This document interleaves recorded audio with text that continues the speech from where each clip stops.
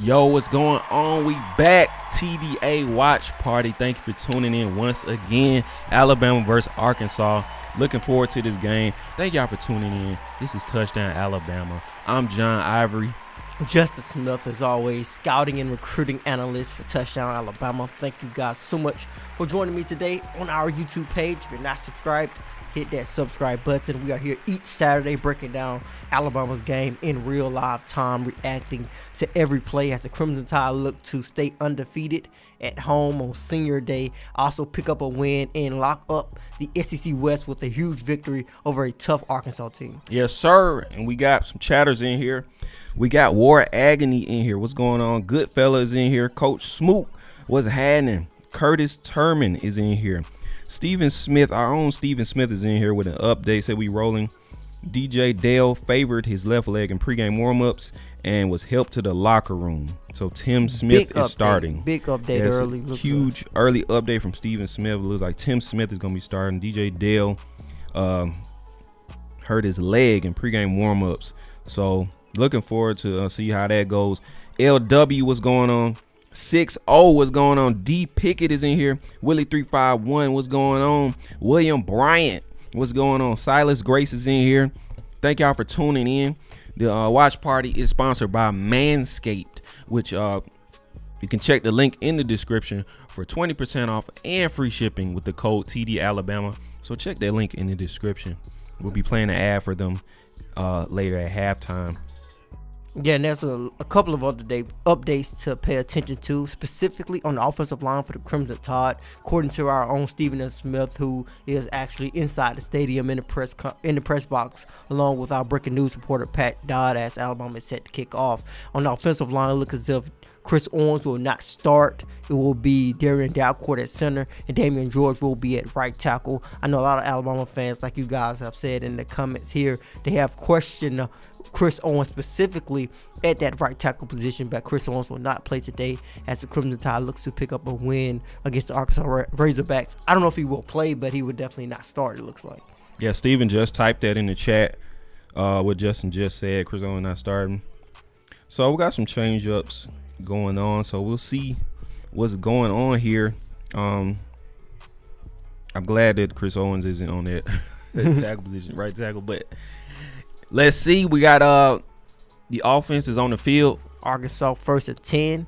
KJ Jefferson looks as if they're going to be a direct snap to their running back, and he's going to take off, and he's going to pick up about 3 to 4 yards on his first play on the Crimson Tide. They can't tackle him. Looks as if Arkansas throwed a little bit of some direct snap trickery on the first play, but KJ Jefferson is a guy to look out for on Arkansas's offense, along with Treylon Burks, their big body wide receiver, one of the more physical wide receivers in all of college football. And I also feel KJ Jefferson is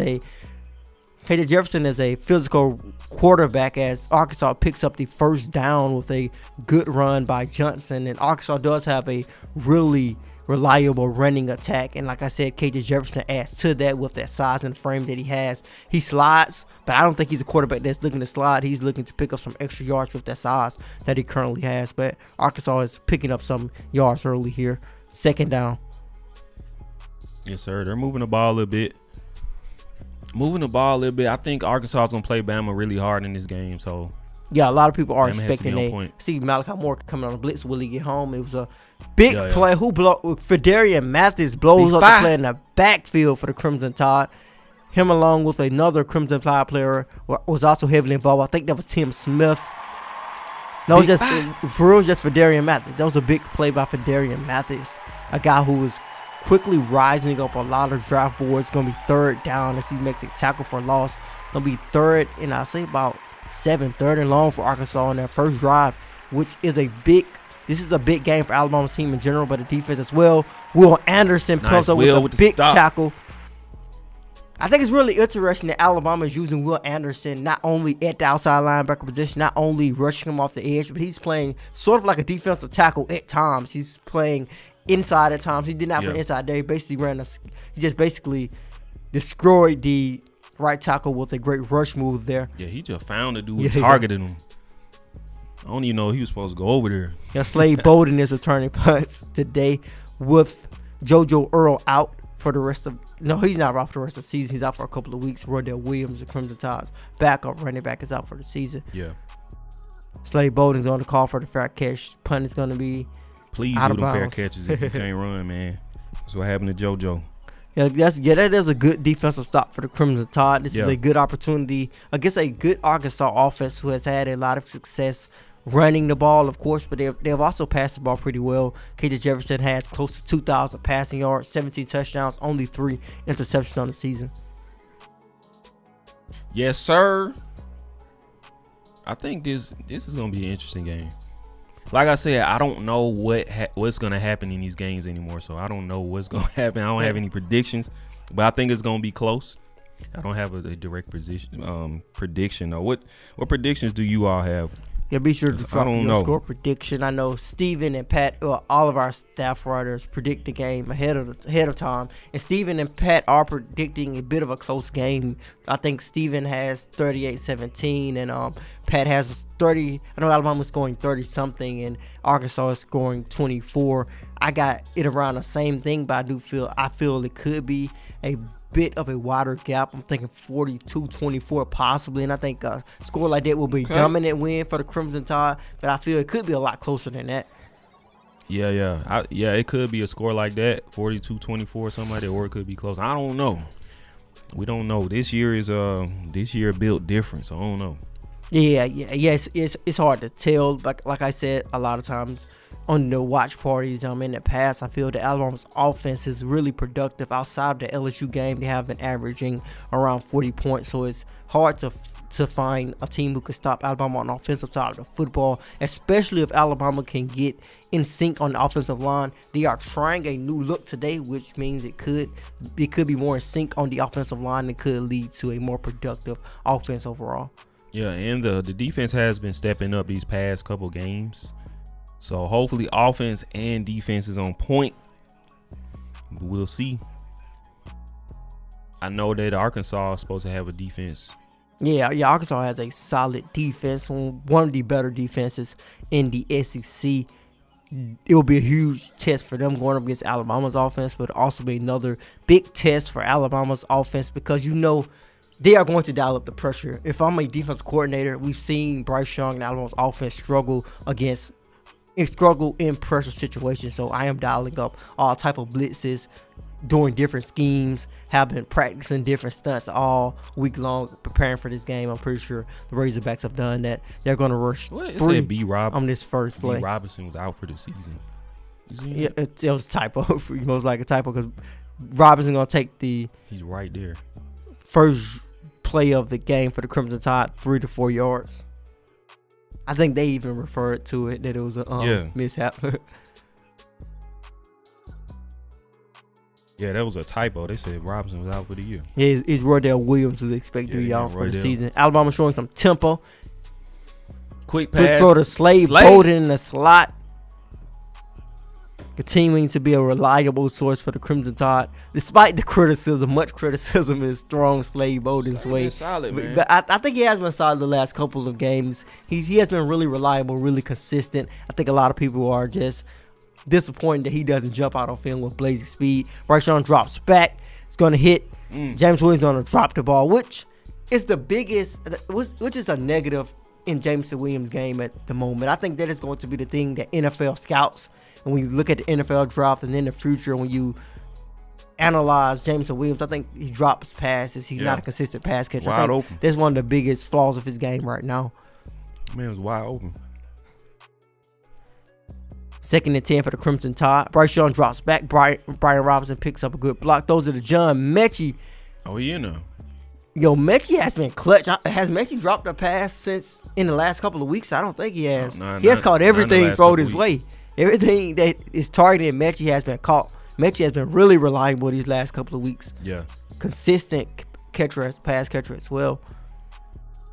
B. Rob can get the ball here on first down, picking up some tough yardage. B. Rob plowing through. And Damian George is huge, man. Yeah, Damian George is huge. Yeah, he's very huge. I remember seeing him the first time at the Under Armour All-America game a couple of years ago. Yeah, he's massive. Even lining him up against some fellow top players in the nation, he still looked fairly big. Yeah, he look like the biggest dude on that line. He's bigger than Evan Neal. Yeah, I think he may not be as tall as Evan Neal, but I think he carries a bigger stature. Like his frame looks a bit wider. Mm-hmm. When we throw it down at 2, B-Rob, he may not have picked. Short. Did he? I don't think he picked up the first down. He looked short. He looked like he was a bit short inches.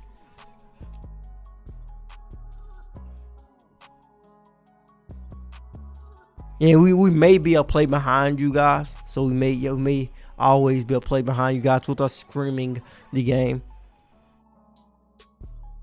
Man, Bill O'Brien doing the run game right now. I don't know if he's good. Gonna abandon it. Yeah, it's a good mix right now. It's always automatic. It's a first down. They gave Crimson Tide the first down. Okay. I'm shocked they gave it to him, but yeah, but always the yellow line is not always in the correct spot. Yeah. So we'll see. We'll see how long Bill O'Brien's gonna run the ball.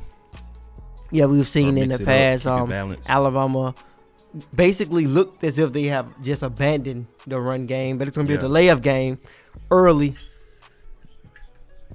Dang, what happened? Look as if it was miscommunication. I'm not sure who Nick Saban is mad at the moment.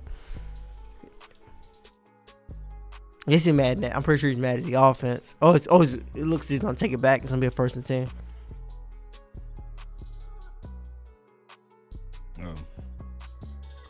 Yeah, look as if it's going to be a sack right here. Of course, you guys are one play ahead of us. I think every time the game is CBS, it's almost guaranteed that they're going to be one play ahead of us. Yeah, this CBS app plus the streaming. Yeah, Bryce Young's going to go down. Damian George. It looks as if it was Damian George's guy at that right tackle position. We'll see why these folks can't get open, man. Yeah, that was quick. That was a quick pressure. They got to him pretty quickly. It was Damian George. Yeah, time. Yeah, he got to move. Sean has to move a little bit. He didn't move. Yeah, he ain't moved nowhere. Gonna be 2nd and 19 for the Crimson Tide. Jameson Williams gonna catch that one, 3rd down for the Crimson Tide.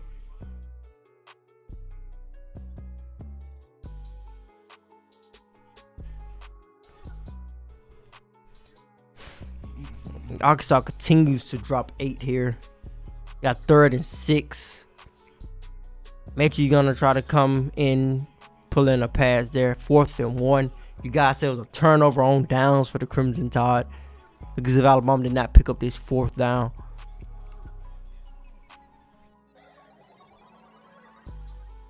That was a good catch, though. Yeah, it was a good catch. Like we said, it's going to be one of those games. Arkansas is a tough team. They have played teams tough. I remember a couple of years ago, it seemed like every time Alabama played Arkansas, we knew automatically that it was going to be a tough matchup. Remember, a game used to be like 10-14, just very close, low-scoring, old-school football games. We've seen that in the past as Arkansas completely blows up Alabama's offensive line to cause that turnover on downs. Dang.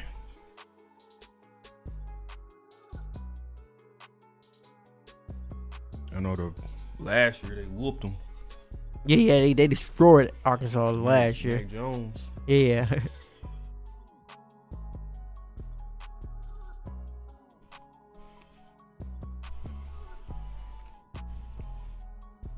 Yeah, they got stopped. I'm gonna go back to the screen, see if we catch up a little bit. I think we like 2 or 3 plays behind. Yeah, we're streaming this. Appreciate y'all joining in. As always, the watch party sponsored by Manscaped. Check out that link. Yeah, Alabama, Arkansas, huge game for the Crimson Tide. They lock up the SEC West with a win.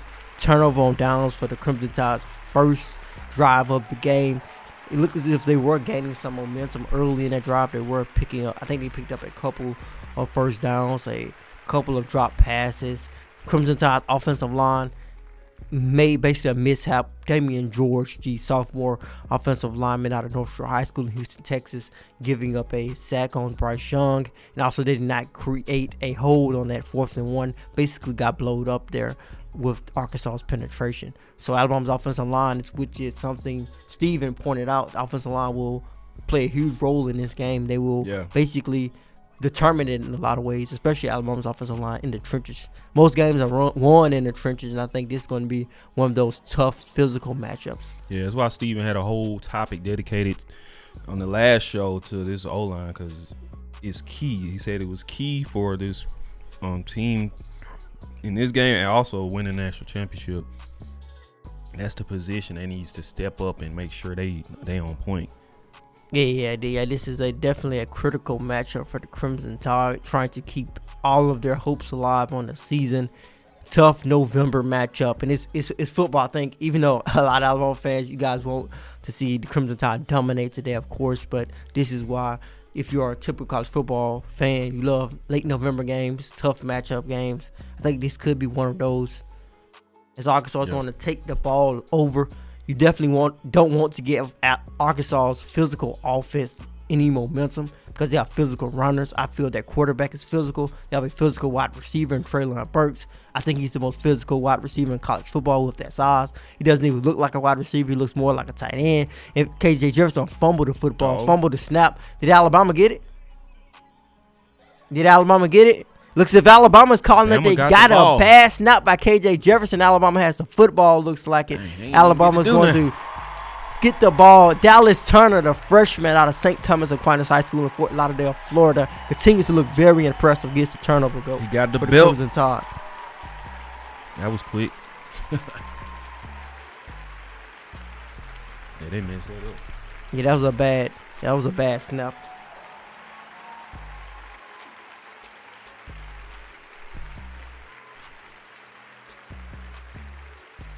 Yeah, is that on the quarterback? Because it looked like miscommunication. He probably wasn't ready. Yeah, I think it was on the center. The center snapped the ball too early. Looked like it. Camera 2 in the backfield with Brian Robinson on his play.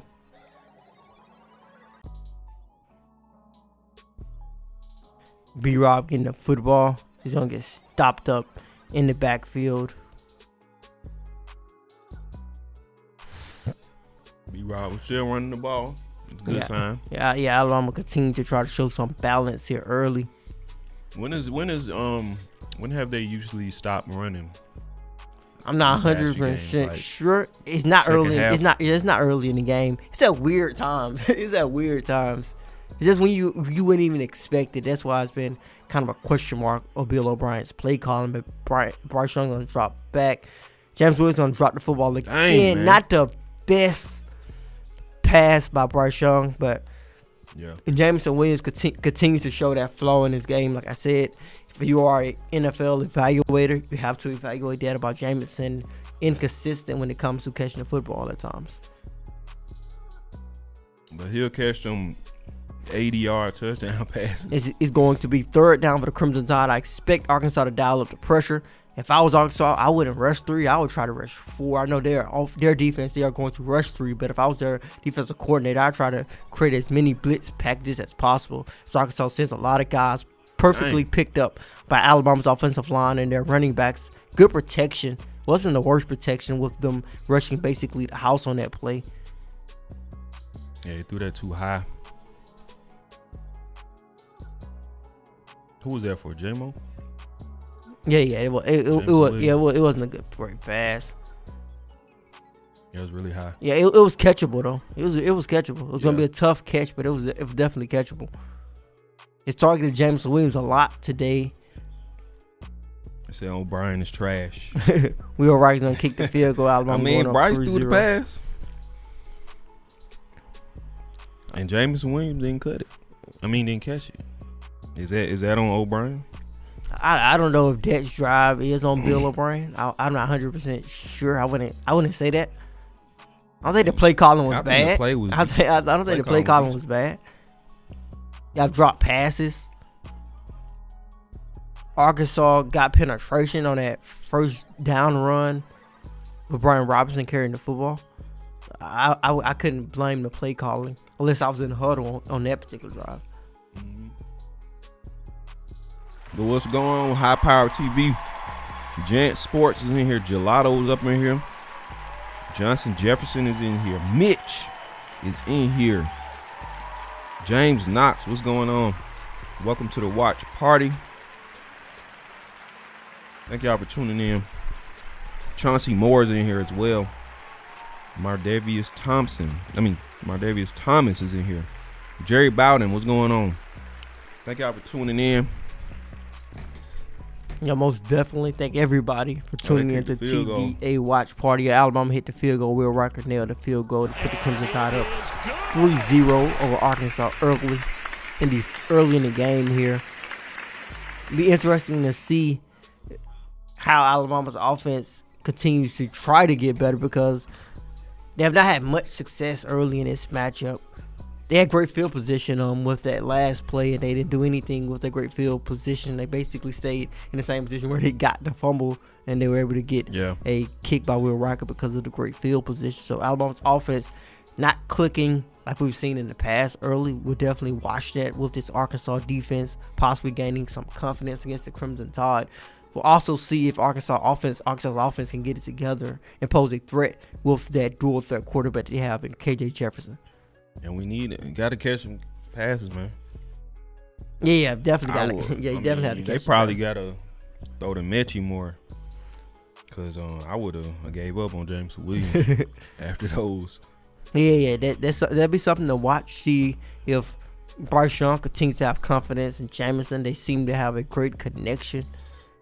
Be interesting to see if Bryce continues to go to the Ohio State transfer, how much he would go to the Ohio State transfer, continue to trust them, maybe show some more trust in John Mechie, who has been really reliable the last couple of games. Even Slade Bolden, although he's not made as many big plays, he has been consistent. I think the biggest drop of Slade Bolden's career was really highlighted. He dropped a touchdown pass. I haven't seen him drop too many. Yeah, I haven't seen him drop too many passes this season outside of that. Mechie and Jameson Williams have dropped passes. Yeah, Mechie was dropping a lot of passes early on as well. Slade dropped that one, but it was a touchdown. That's why it was worse. Yeah, they're going back to Fedarian Matthews' big play on that first drive, and KJ Jefferson fumbled the ball. Miscommunication between him and the center.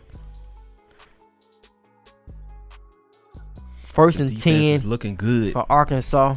KJ Jefferson at quarterback for the Arkansas Razorbacks. KJ Jefferson is going to run it. He's going to get stopped by Fedarian Mathis and DeMarco Helms. Mathis seems to be everywhere today. Mathis is playing big early for the Crimson Tide. And like I said, KJ Jefferson is going to run the football at you. He's a big quarterback. He's not sliding. He's going to run it at you. He said he hasn't even thrown yet. Yeah. 2nd and 9 for the Arkansas Razorbacks. They're going to hand the ball off, and it's going to be stopped in the backfield by Will Anderson and Dallas Turner. Were they rushing from the same side? Yeah, that's an interesting look. I was saying Will Anderson plays all along the defensive front. I don't think I've seen an outside linebacker who plays that many positions. Matter of fact, he wasn't even on the same side. Dallas Turner just made a huge play. Oh, he just cut. Yeah, Dallas Turner just cut through. Big play by Dallas. Dallas Turner having a big game early. The defense is turned up. Like Steven was saying, he said they was gelling together more, having more fun together, and it looks like they are. Yeah, Treylon Burks is going to pick up that first down. That's what I was talking about. Treylon Burks with that size. He going to box you out to catch the football. He can fight. He's a big body. Doesn't look like a wide receiver. He's a tight end. He looks even bigger than Jaleel Billingsley just by the eye test. Yeah, he just bumped off Battle. Yeah, and Battle was a nice size safety. Going to be false start on the Razorbacks here, taking them back 5 yards. Polar Bear says we need to blow them out. We need to blow this team out. If we have another struggle win, that's not good. Yeah, it's not good in terms of you want to continue to build momentum. You want a dominant win here, especially heading into the ending part of the season. But Arkansas is a pretty good team, so a struggle win as far as like a college football playoffs and how the team is seen is not going to be a huge negative. KJ Jefferson is going to move around a pocket and deliver a pass to number 84 right there. Homegrown Cowboy, welcome to the chat. What's going on?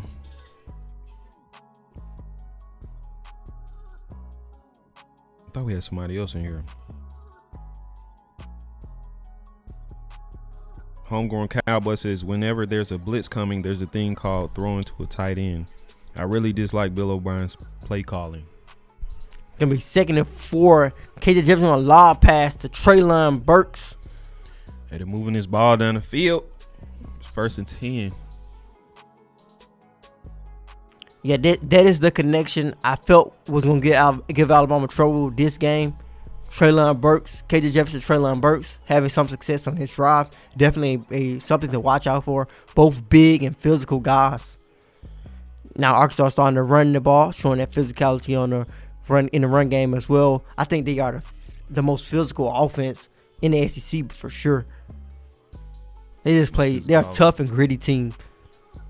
You most definitely are going to have to be physical in this matchup. Alabama's defensive front has to be physical every play if they want to defeat the Razorbacks today. Yeah, it looks like this defense is turned up. Yeah, they playing decent. Another big play by the defense in the backfield. Christian Harris and DeMarco Hellams getting into the backfield. We just need this offensive line to turn up. Yeah, Alabama's defense is showing some physicality there. I think they look as if they got the box stacked for the most part. Especially, it looks as if Arkansas has played more of a heavy look for a majority of this first quarter here. Not really much of a spread look. Yeah.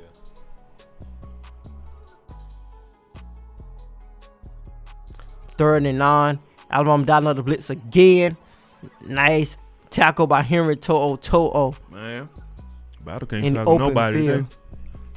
Yeah, Battle was not in the best position. Did not break down. It seemed you got to break down, man. Like I think I say this every week too. When you're in the open field, got to play basketball. It's basically a basketball move. You got to break down.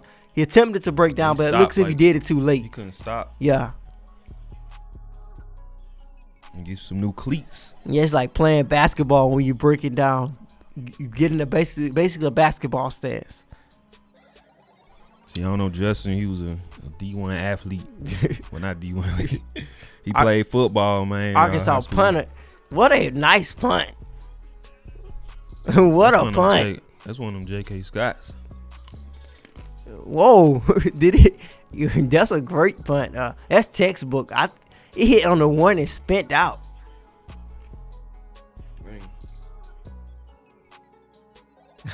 Great punt by Arkansas. Alabama will take the ball over at the 2-1. That's how you get signed to it. That's a punter right there. I think Alabama will take it over at the 2-yard line. That's all he had to do. He getting signed now. Roll Tide and Rise Up. What's going on? Says they deflated that ball. with that type of bounce, I can see why you would definitely have that accusation. Yeah, it just hit the ball and then lost all momentum. PX, what's going on? Welcome to the watch party. We up in here.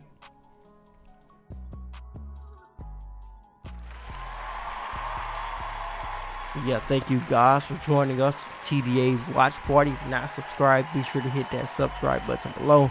Be sure to leave a like. We here every Saturday breaking down each game, each play for the Crimson Tide. Today we get to see Arkansas and Alabama. Big game. And Big Buck is in here. What's going on? Welcome to the chat. Asking for a friend. What's going on? Tuskman. What's going on? Welcome to the chat. Darren Helms. Welcome to the chat. We literally up in here, man. TDA watch party. And that's another development about Alabama's current running back situation. A lot of people have been preaching to get Trey Sanders on the field, have been making a statement. They want to see Trey Sanders. They want to see the former 5-star running back. We are expecting to see him today. So it will be interesting to see how he can play with some very meaningful snaps this game. Yeah, it's his time to shine right now. He's the number 2 running back. Yeah, Trey Sanders is the number 2 running back. And I know some of you are asking, when are we going to see him? Typically, we have seen the backup running back by around this time, at least around this time, possibly earlier in games past. Yeah. I'm sure we'll see him very soon.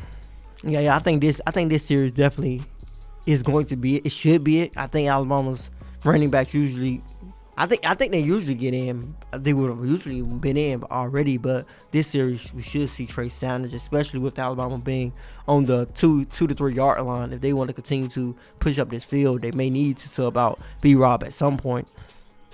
Now I know B-Rob was saying his body can take more snaps.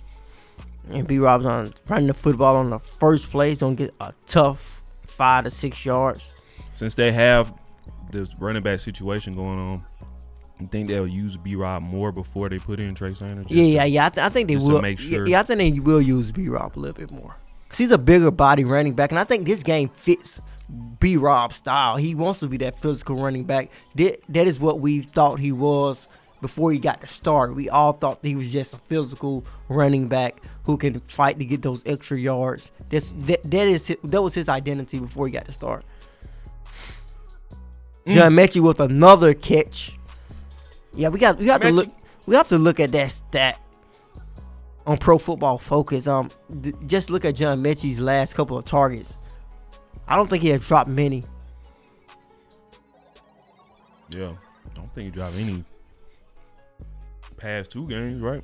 Yeah, probably longer than that. He has been really reliable. I'm not even talking about drop passes. Just throwing the football his way in general has been a safe bet. Yeah. I think he got over 100 yards receiving past. Yeah, in the last 3 games. John Mechie. Yeah, John Mechie has feeling himself, man. John Mechie is definitely coming into himself. Has came into himself basically this last couple of games. Mechie feeling himself out here. Yo, Ja'Cory Brooks is in the game. That's interesting. Ja'Cory Brooks looks as if he possibly has jumped Trayshawn Holden on his depth chart. Jaleel Billingsley getting involved. So that is another interesting development. We had a couple of weeks ago, we were saying Trayshawn Holden is going to be that third option. It looks as if Ja'Cory Brooks out of IMG Academy has jumped past Trayshawn Holden on the depth chart. Yeah, I don't know what happened to Trayshawn Holden because he fumbled the football. I know that. I know we did that. He fumbled. They took him out. So another shakeup to Alabama's wide receiver group. Yeah, Arkansas does have an aggressive defense. They're playing aggressive. Hold that turn Bama up, man. Bama O-line up. Yeah, Ja'Cory Brooks, just making a quick assessment about his blocking. He's definitely a willing blocker. I remember watching him at IMG Academy last season, and I remember another reporter who watched him a little bit more than me because that was my first time seeing him in person. He was like, he can do it. He was so impressed with him, said he could do everything. He's a willing blocker. Like, he wants to block. And I think we saw that on that last play. Yeah, B-Rob with the Punisher run. B-Rob plowing through. So I don't know if we're going to see Trey Sanders. It looks as if B-Rob is going to have full control of this drive. And like you asked me, John, it looks as if Alabama is answering your question. It looks as if they're going to try to depend on B-Rob a little bit more. Great block by Javion Cohen.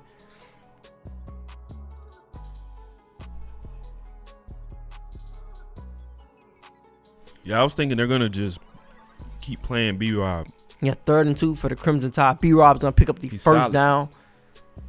Solid drive. It looks as if that's going to be the last play of this half of this quarter. Alabama may run another play.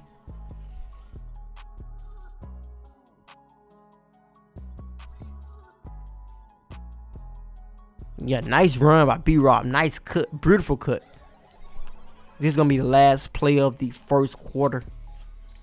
B-Rob's going to get the football. Stopped into the backfield. Arkansas's defensive line gets some penetration, blows up B-Rob in the backfield. Man, I know B-Rob, when he leaves, it's going to feel like he never hit his ceiling at Alabama. Because it seems like he getting better and better every game to me. It seems like he can go another season and get even better. Yeah, he definitely is he's basically on a trajectory where he will be better in the NFL than he was in Alabama. Yeah. But most guys are better in the NFL, but you just have better NFL careers in high school. Not high school, but better NFL career than your college career was. Because it looks like like you got like Devontae Smith, Jerry Jeudy. They was good. It didn't look like they was going to get so much better in the NFL. But it looked like he's going to get way better. Yeah, I can definitely see that. Yeah, he definitely has added so many parts of his game. Like, we've seen him catch the ball out of the backfield. And not that he can't catch the ball out of the backfield. He has not been given a lot of opportunities to do so, and I think he can do it. So I think there's a part of his game that we are going to see most likely flourish at the next level. And also the speed that he's starting to show. Like I said earlier, we know him to be a physical, tough runner heading into this season. Yeah, just like Najee got mad. I was about to ask him about catching the ball. It's like he never got a chance to. Yeah, he never got a chance to previously, which was always interesting to me. That didn't make a lot of sense when he was Alabama's starting running back there, key running back. That did not make a lot of sense to me because he was 6'3". You don't get a running back that size all the time. Yeah, he did a whole bunch of red zone. Yeah, and to be honest, I'm not saying he looks like a wide receiver, a typical wide receiver, but his shape was sort of slim, like a wide receiver in a way. Yeah. Like if he lined up at wide receiver, changed his number, you wouldn't think twice that he shouldn't be a wide receiver. Yeah, he do got a receiver shape. Jordan Jefferson says, F Auburn. Yeah, Alabama taking on Iron Bowl. We'll be Auburn Tigers next week. Yeah, we'll be here with the watch party for the Iron Bowl. Yeah, big game. Hope you guys are not too full after Thanksgiving. Yo, man. Crimson Tide is in here. What's going on? Muddy Waters. What's going on? Welcome to the chat. Alabama Roll Tide is in here. What's going on? Sully 462. What's going on? Appreciate you joining. Yo, Muddy Waters, why y'all play behind? Yeah, we're streaming the game. That's why we are play behind. We're streaming the game on the CBS app live in the studio. Yeah. We are not watching it on a cable network or cable box or with an antenna. Basically, we are streaming the game through the CBS app. That is why we are already play behind at the moment. Yeah, we're streaming on the TV, so that's a little behind. Plus, we're streaming to y'all, so that adds more delay as well. So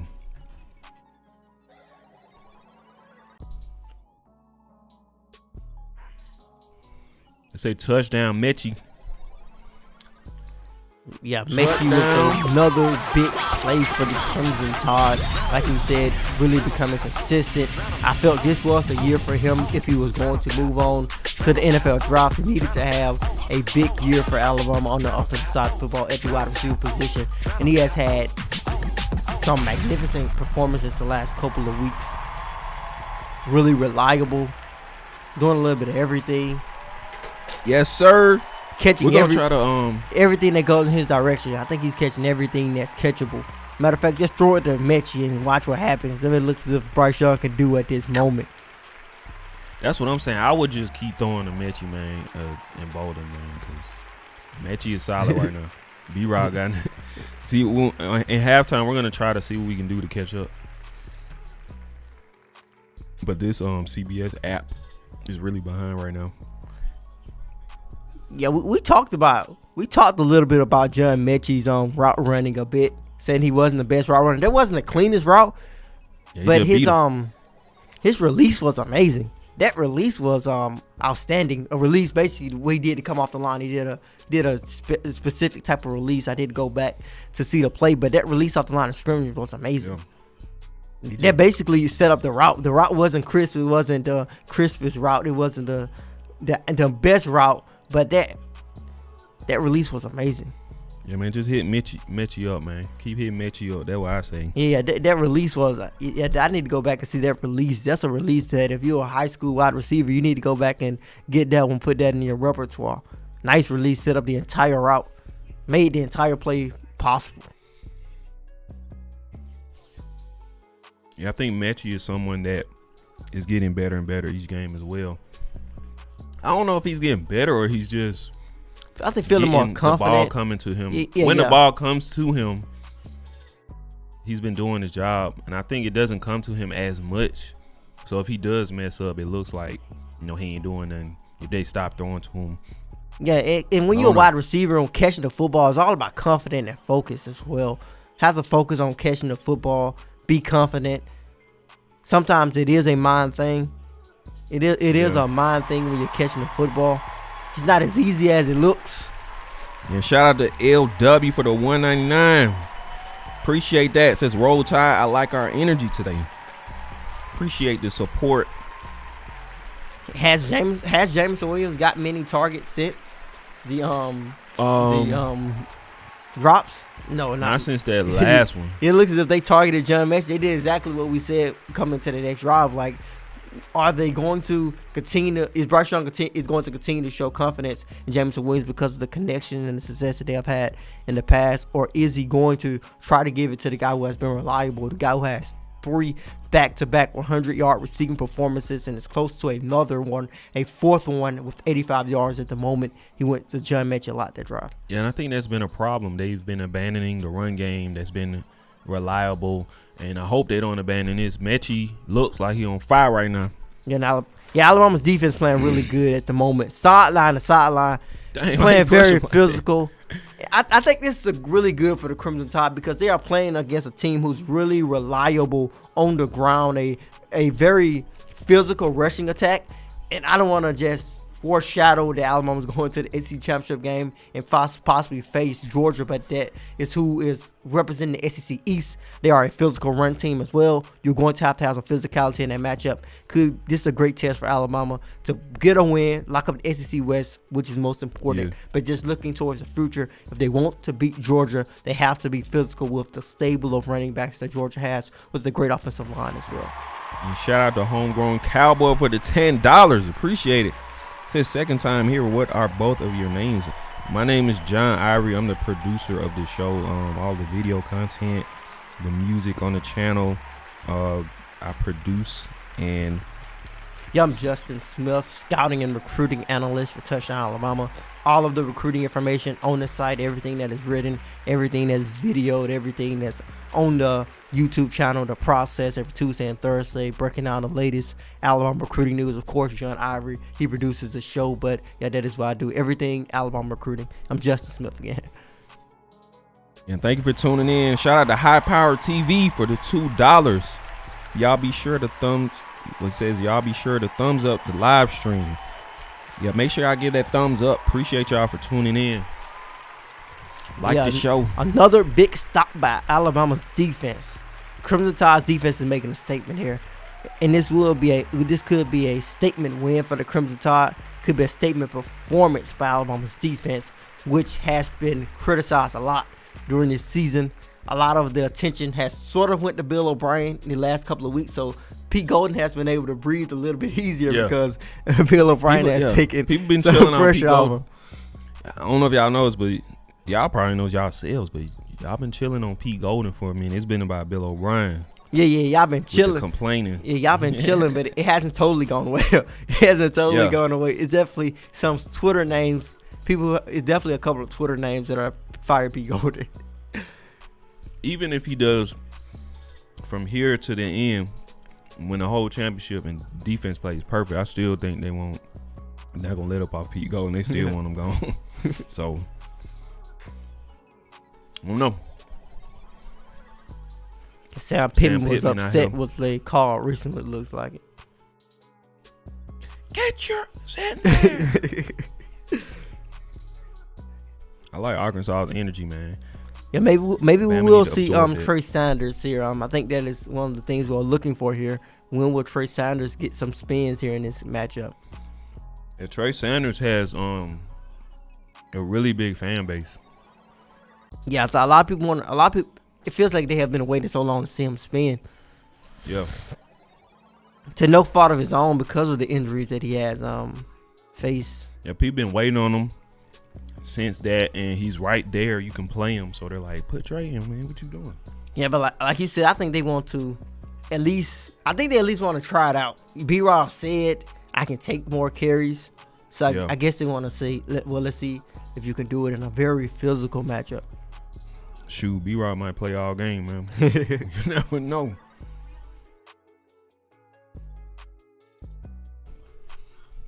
But I know that Trey Sanders is really important now since, they got this emergency running back situation. Yeah, he might try to not play him for real. If they can do it, they might not play him. Maybe a situation where they might not play him as much as a lot of fans want to see him. There could be a possibility because they are down to 2 scholarship running backs, and this is just real crazy because I remember when me and Pat was doing the TD After Dark, there was a big topic we had a lot of times doing the show, like who can run who gonna get the football, like who's gonna sit on the bench, and because at that time you had Keelan Robinson still on the team, Trey Sanders, Rodell Williams, Jason McClellan was still valuable as well. They had like 50 running backs. Yeah, Kyle Edwards was there as well. Asking for a friend, appreciate the $5. I say, what's the most different, non-traditional thing y'all are having for Thanksgiving dinner? Man, I'm having a traditional one. Stuffed quail. No, I'm playing. My family eats rice. My family is Spanish, so Panamanian, Afro-Latina. So we be eating more like Caribbean style stuff, like rice, fried fish. We had a rice with the black beans with the coconut milk. Ooh-wee. Yeah, I don't think I'm doing anything untraditional. I'm trying to think when I did do anything untraditional. I think I've always did everything's pretty much stuck to the same old. I don't think I mean anything untraditional. B-Rob is cutting through like butter. But I always think about it though. I always think about something that's different to eat on Thanksgiving because like everyone says it's the same stuff and it's the same stuff. Like people say don't post your stuff on social media because we are all eating the same food. Yeah. It be the same stuff, but it never fails. Like it's always delicious. Yeah. And you can't change it because you're gonna want that. Like Jameson Williams having a tough game so far. Man. Arkansas with the great read on that screenplay.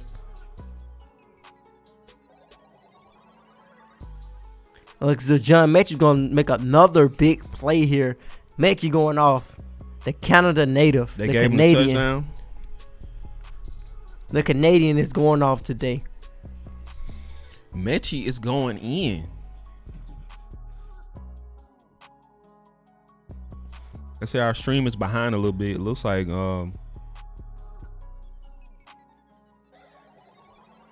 Mechie score.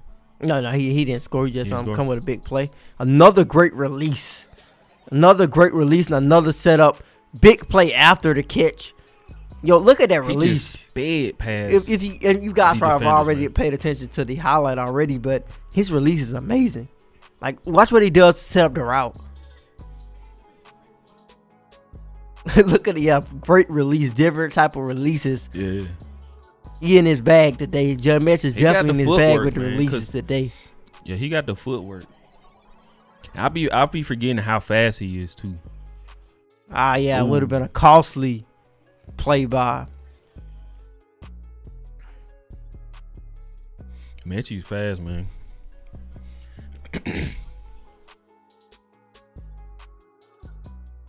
Yeah, big play by Arkansas's. I think it was a defensive back for sure. Yeah, that was that was good reaction by the number 21 Arkansas defense. Yeah, we have 2nd and 10 on our stream. Of course, we are play. I think we are playing like a couple of seconds past a play behind you guys. Bryce Young in a lot of trouble, but he's gonna run the football. He got there first. So it was a holding call. Yo, Bryce runs really strange in a way. It looks like he's leaning forward. It looks like he's gonna fall every step. Like he trying to stay up. Like, and he makes some good moves. He always makes like people miss in the open field.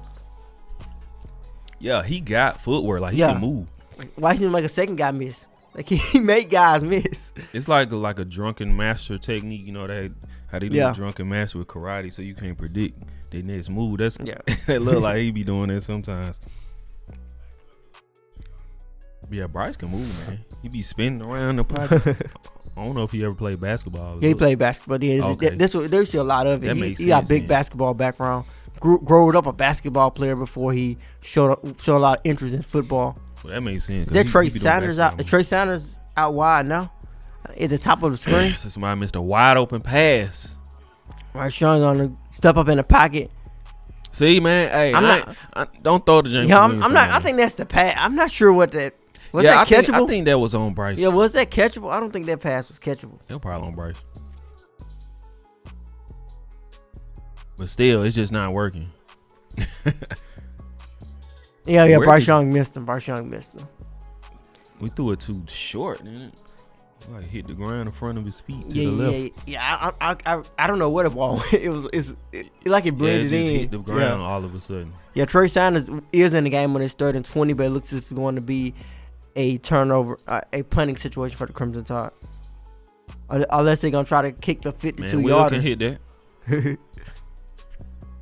Yeah, Bryce Young did step up on this play. Tried to run. Couldn't get it, but he hardly touched him. Bryce flew into the sideline. Yeah. We'll see if you guys keep us updated if you guys been a play ahead of us. But will Rocker really attempt the 52-yard? Nick Saban with the drop back, step back. Whole team would have jumped him if he hit Nick Saban.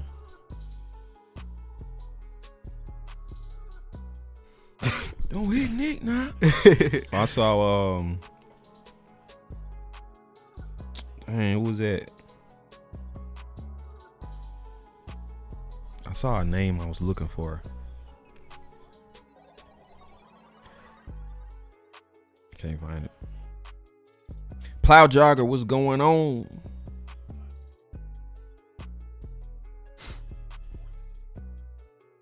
Dang, I don't know who was. But MFR Jones, welcome to the chat. I think your name means something else I can't say. D Brown, what's happening with you? D Brown says I'm eating beans, greens, tomatoes, potatoes, lamb, you name it. Do y'all eat beans? We eat beans on Thanksgiving? Green beans probably. Yeah. Really I think people do green bean casseroles and stuff like that, I'm guessing. I never had a green bean casserole. It just sounded like something I've seen or somewhere. Yeah, I don't know if I have beans on Thanksgiving. Beans? Yeah. Some people eat lima beans. I can see lima beans. It seems like lima beans would be more appropriate. Yeah, black eyed peas, yeah. On Thanksgiving, though? Yeah. That sounds like Sunday dinner. Yeah. Because it's different. You know, Thanksgiving different than Sunday dinner, but you eat like the same kind of stuff. Yeah. Yeah, what y'all eating on Thanksgiving, man? What's your favorite Thanksgiving dish? Mine gotta be the mac and cheese. But you gotta make it right though, but yeah. Well, mine is the rice, that coconut rice that we eat, but that's my favorite for real. But mac and cheese, you know, that's what I be looking forward to. But I be looking forward to the rice, I ain't gonna lie. Yeah, I think mac and cheese is probably the safest bet because what is the traditional? Just the turkey, the ham, the mac and cheese, the dressing. That's the typical. You know what? I don't know if mac and cheese is part of that core traditional Thanksgiving meal. But I don't know. Is that part of it? I know turkey, dressing, stuffing, ham. I'm guessing ham. I think that's the. Hey. I think mac and cheese is going like I think that's in addition to it. It's traditional, but it's not. I don't know. I think turkey gets a bad rep in my mind. Like I don't eat the turkey. Yeah. I know a lot of people don't eat it. A lot of people, it's got a bad rep right now. Now, like Roll Tide Rise Up said, deep fried turkey. That'd be good. Yeah. I mean, Roll Tide said deep fried turkey. Yeah. Now, I never had that, but I heard it's way better. Yeah, it's definitely better. But I don't get the turkey. I eat the ham. Because it be dry. That's the only thing. Yeah. We have rotisserie chicken on Thanksgiving, too. Yeah, that's what I was thinking. I was like, I think that's a safer option for some people. That's like, I had that before on one Thanksgiving. That was a bit untraditional in a way to have like a chicken, a whole chicken, like a whole chicken. Yeah, we've had chicken before. You guys are still a play ahead of us. You guys said Job got Moss. We've had conversation and debates over Josh Jobe in the chats in the past. A lot of people like to defend him. A lot of people are not the biggest fans of Josh Jobe. We're still in the first quarter on our stream. No, I'm playing. We are behind them. Yeah, we're gonna try to get caught up with something else on halftime. It's gonna be 1st and 10. Dang, boy, caught on. Well, it wasn't Moss. He wasn't Moss, but he definitely got beat out. And that's that big body by Treylon Burks. He got boxed out. That Treylon Burks is the most physical wide receiver I think He's in the SEC by far, possibly in the nation. I think he one of the most physical wide receivers I've seen. Yeah, and Joe tried to it wasn't bad coverage. Tried to do passing the field. Arkansas going back to the ground. Yo, Jordan Battle, he likes to help. I think he's a willing tackler. I think he loves to tackle. I think he loves to be physical. Well, he messed up 2 tackles this game already.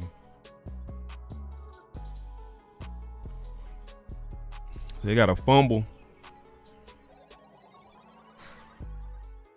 Darren Helms, welcome to the chat. We got 2nd and 7 at the moment. Arkansas has shown some trickery just in this game in general. They did a double reverse fumble. Disaster. Boy, slipped.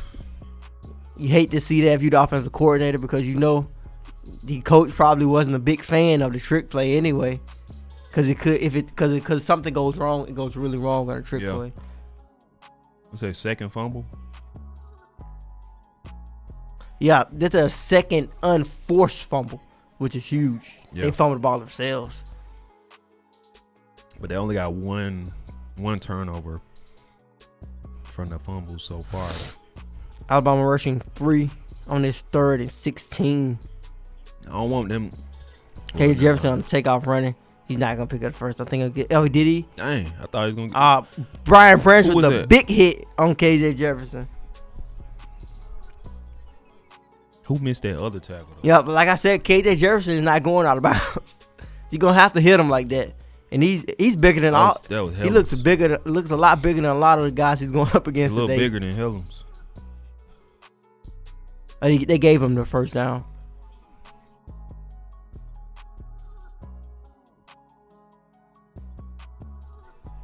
Coach Smoot said, I think the inside linebacker mixed up who had spy call. Yeah, I was wondering how Alabama was going to contain him because you may need a spy. It look he's short. Even he's short of the yard mark. He's on the ground. Like he's behind it. Good hit by Brian Branch. Nice way to feel real confident hitting the bigger quarterback. Speaking of spy, we used to we was little, we was playing Madden and stuff. Yeah. We ain't know what them plays meant. We ain't know nothing. I ain't know what none of them plays meant. On Blitz, I had Blitz, but I had some go-to plays. Yeah. But I didn't know what they meant though. I wasn't watching football like that. I still don't know what they mean. They're not effective on all football games anyway. I know they're not the most effective on Madden at times. Yeah, it'd be like a few plays that's good to do. Yeah, I think most people do that anyway. Most of the online Madden players they got a couple of plays. Even when I play Madden online now, it's still, I think I got more plays than the average Madden player, but most people got those 4 or 5 plays. Oh yeah.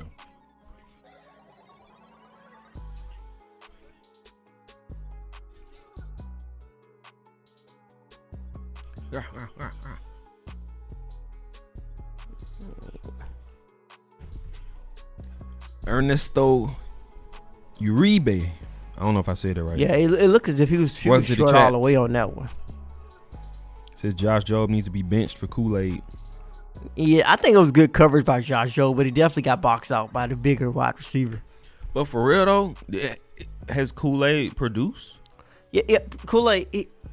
He wasn't targeted when he last started. Would you actually take Jobe over Kool-Aid though? I mean Kool-Aid over Jobe? Not at this moment, because Jobe has been really reliable. Like you can count on your fingers how many times he really has somebody caught the ball over him. He gonna do pass interference before he let you catch it. First off, yeah, he's penalty prone for sure, but I don't think I wouldn't take Kool-Aid over him yet. Well, you guys can let us know if they got the first down. Or did he just call a timeout? He got it. He leaned forward and got it. Will Anderson was trying to dump him. He was trying to suplex him. I think Will Anderson was about to suplex him backwards.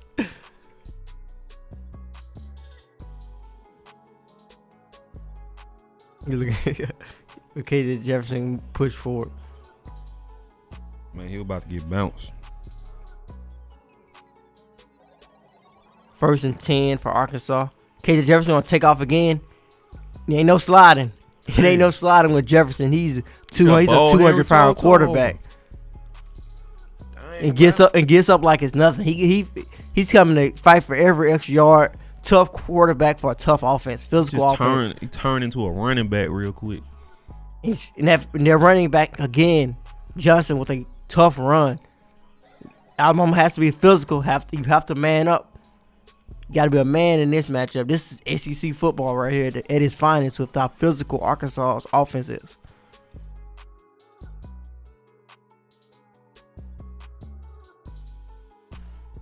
We got 1st and 10. Looks as if Malachi is going to make a play here. KJ Jefferson drops back. Yeah, Malachi with a nice coverage. Nice coverage on Malachi. See, Malachi got in front of Treylon Burks. He didn't get too close because you get boxed out that way. He had a little bit of, he had to play it right. Got underneath them. Played underneath them. Played the inside. Nice way to play through his hands because it could have been a catch easily by Treylon Burks if Malachi didn't make this effort to get his hand in there. So do they do the thing like if both of y'all catch the ball, if the receiver and the DB like tussling with each other, they don't call pass interference? All depend on the situation. If they do a back to them? Yeah, it all depends on the situation. Every situation different. You probably come up with like 100 of different. What a catch by Arkansas's tight end with the one hand. Damn.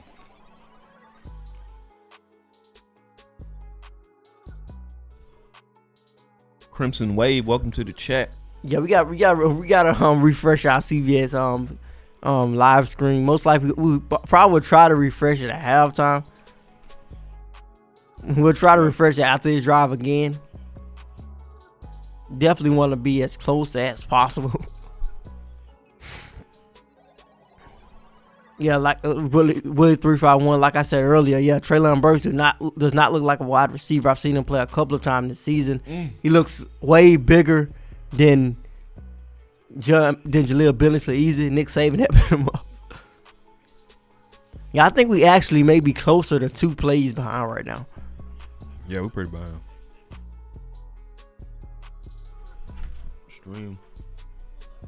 The stream is only a few seconds behind. Yeah. I think the CBS, our CBS screen right now is possibly, I think, 1 play and a half behind at least at the moment.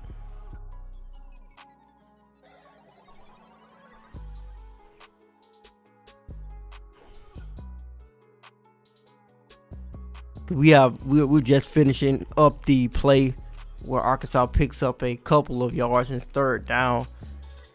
But it looks as if Arkansas has scored.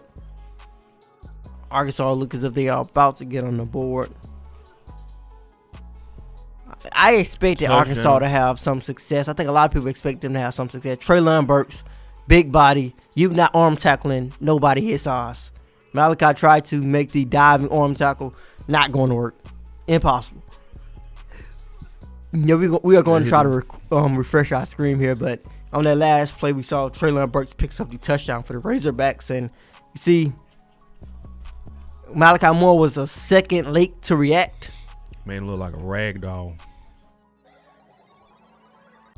Yeah, big drive by Arkansas. I expected Arkansas to have some success. They've had success on offense all season. They are a pretty successful offensive team. I know Georgia shut them out, but y'all know what Georgia has on the defensive side of football. And Alabama's defense has played pretty well up until that drive. Alabama's defense is not playing a horrible game. Wasn't the best drive right there. They drove it right up there. Right. They didn't even drive. I think Treylon Burks played a huge role. Just getting it to Treylon Burks because of the mismatch that he presents. Yeah, and even though Georgia shut him out, I still think everybody plays Bama differently. I think they're going to play Alabama way harder than they play Georgia. Because it's Alabama. Yeah, we're going to try to update the screen here.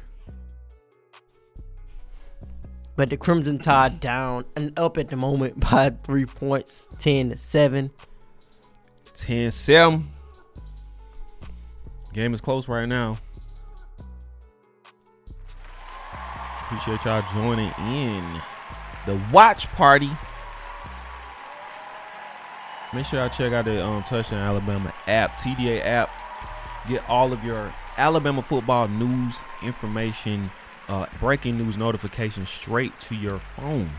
So you can just look at them like, hey, did you know this? No, you didn't, because you don't have the app. Download the app right now. Link in the description. Be sure to download it. Apple App Store, Google Play Store. Download the app. All breaking news notifications. Access all of these stories on the site. Be sure to pick up that subscription. And recruiting information as well. Everything's on there. Everything Alabama football.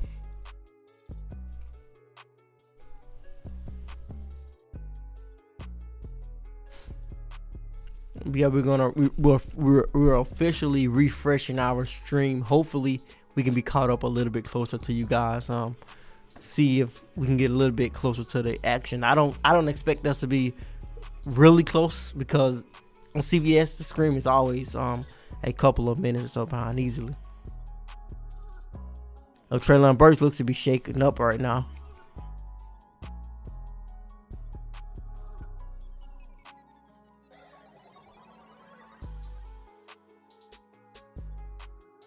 Yep. Treylon Burks is just one of those guys you respect, man. Make sure you step out. You really like his game, his size, what he brings to the table. If you're a football fan, you really like the type of player that Treylon Burks is. He's a guy you can root for. Of course, Alabama fans, you don't want to root for him today, but just overall, I'm a fan of his game, just what he brings to the table. Christian Tide said this is the worst Bama team has had in years. That says a lot too. That says a lot. That says a lot. Even I know his Alabama fans are really frustrated right now, but his team is pretty good though. It's not the best team, but if they are the worst team, I think that just shows how dominant Alabama has been. Yeah, because they 9-1. What's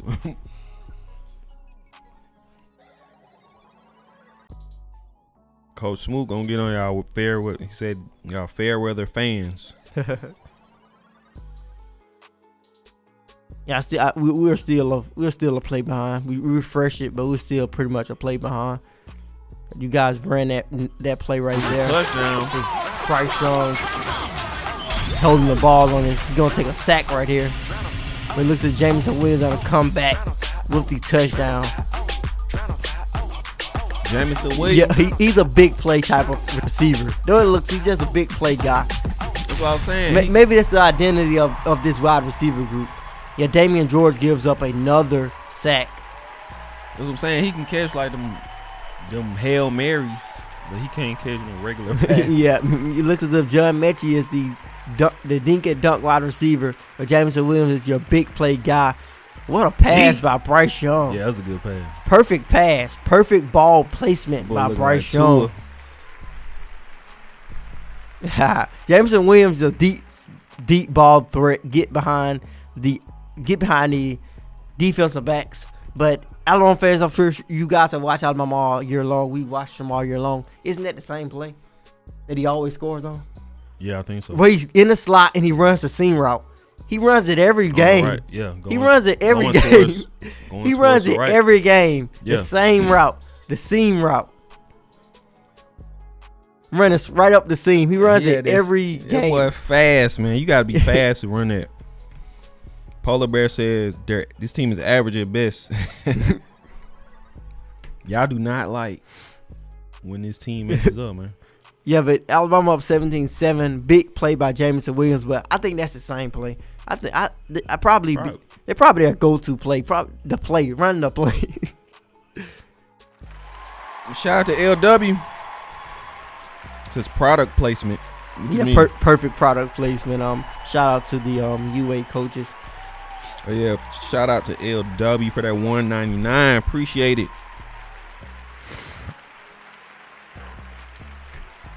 Yeah, big throw by Bryce Young. I'm touching his mic. It reminds me of a voicemail. Someone sent in and told Steven to stop touching the mic. He was mad. Yeah, remember that's a classic. Yeah, we gotta play. Yeah, gotta play that one day. Man, there's so many voicemails that's crazy. Like it's way different from the people that call in. The voicemail people, it's crazy people, man. Yeah. It's crazy. crazy. We have to release that one day. The craziest voicemails from Steven Shook. Yeah, that'll be a good segment. That'll be a funny segment because I need to put some of them together. Yeah. It's definitely some jewels in there. I think my favorite one is the guy who called in and said, "Where's the punter, the kicker with the boom foot?" Yeah. Where's the guy with the boom foot? Is he still on the team? And this lady asked to call and asked her to speak with Devontae Smith. It's an old lady. Like, let me speak to Devontae Smith. Like, what? And then she left another voicemail saying, Devontae Smith, call me back. She was serious. Now, we don't have access to Devontae Smith like that. Yo, that's hilarious. Yo.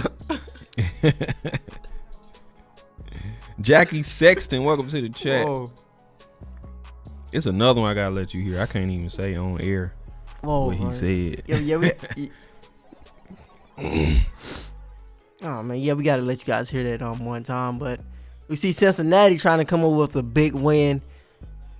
They are definitely in a lot of trouble. I think their playoff chances may be in a lot of trouble with Ohio State looking the way that they are looking with that dominant win that they picked up against Michigan State today. Maybe Cincinnati should have tried to schedule Ohio State. Man, you think Cincinnati would do anything in the playoffs though? I'm not sure if I haven't watched a lot of Cincinnati, to be honest. So I'm not sure how they look. Yeah, I haven't on an overall landscape. So I wouldn't be able to make a great judgment of if they can do something in the playoffs. But the last time they went up against a Power 5, I think the last time they played against Power 5 programs, they came up with wins. I think that is their biggest argument at the moment. They beat Notre Dame this season, and they stuck with Georgia. Did they beat Georgia? No, I'm pretty sure they were defeated by Georgia, but they played Georgia tough.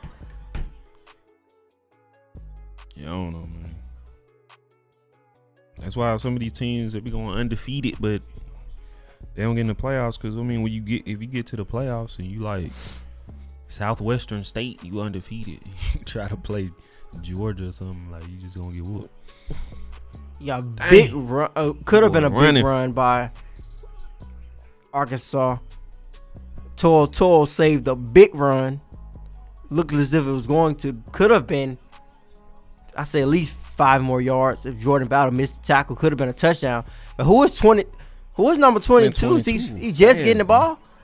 He's explosive coming out the hole. Smaller running back. He's out. He hitting the hole with some great speed. They gotta tackle him quick. If he get an opening, it's over with. Yeah, Arkansas moving the ball. A lot of speed, a lot of tempo. Yeah, they got high tempo right now.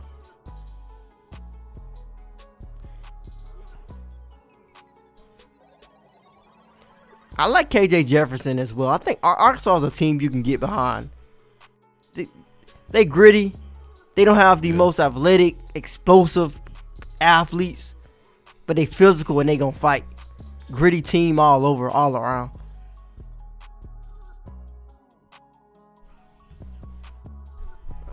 Now, there we go. Cody Hankins says fire Pete Golden. Now it's fire Pete Golden's coming back because they messing up in this drive right here. Bama Jeff 79, welcome to the chat. We got To'o coming on the blitz. Chris, what's going on? Welcome to the chat. Chris says the team is just inconsistent. They have yet to put it all together in the game. That is true. Yeah, that's 100% true. That's the whole problem. That's the biggest thing. That's the biggest question mark. That's the biggest flaw. They have been inconsistent in several parts of their game. Inconsistent on the offensive line. The running game has been inconsistent. It has been inconsistent at times, but sometimes it has been Bill O'Brien just abandoning the run game in general. The secondary inconsistent because during a particular stretch during the season, especially the Texas A&M game, the Tennessee game, they were leaving guys wide open. It looks as if nobody else was on the field with some of those wide receivers when they pulled it in. So it has been some inconsistencies all over this team. That's intentional grounding, man. Yeah, Arkansas look as if they're going to pick up another score here. Arkansas playing. Arkansas came to play. I think a lot of people expected a tough game. This is not out of the ordinary. This is not something that is surprising. Arkansas has a physical offense that has beaten some credible teams this season. KJ Jefferson's on the drop back. Joe was on the coverage. Wide open. He was just too slow. No, he was wide open. I think he looked at wide open. We got to go see the replay. I think he's just wide open. Oh, I thought too. Everyone is calling Job trash. We have to see the replay. He maybe just got beat off the line of scrimmage. It was a man. He just got beat. I thought Joe was on him. Oh, he just got beat. He just got beat. He bumped into Malachi. Yeah, but he was definitely beat off the line of scrimmage. I'm not sure. Was Josh Jobe looking at the ball?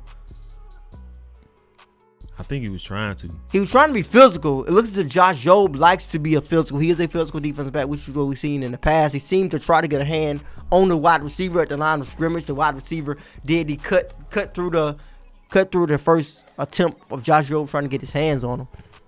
Nice, a good release, a physical release. Just an example of how physical this team is. Yeah. It's crazy. It's funny that he got beat that play. Even though he ran into Malachi, he got beat off the line of scrimmage. He was behind the 8 ball as soon as the ball snapped. Great cover, great technique by the wide receiver to get out of a situation where Joe was trying to press him.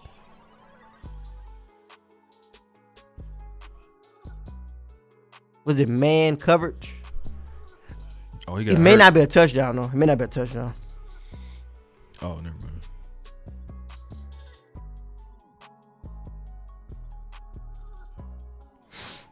I mean, his elbow hit the end zone, didn't it?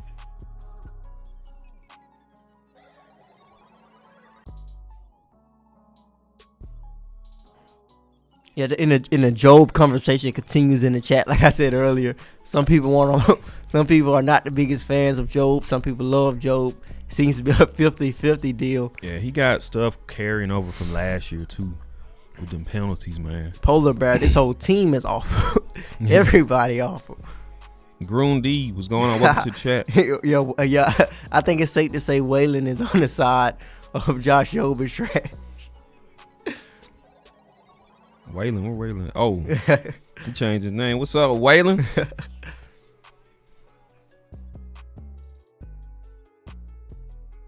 Not the best moment for Jobe right there. Fruit salad, yummy, yummy. Welcome to the chat. Fruit salad, yummy. Isn't that the Wiggles song?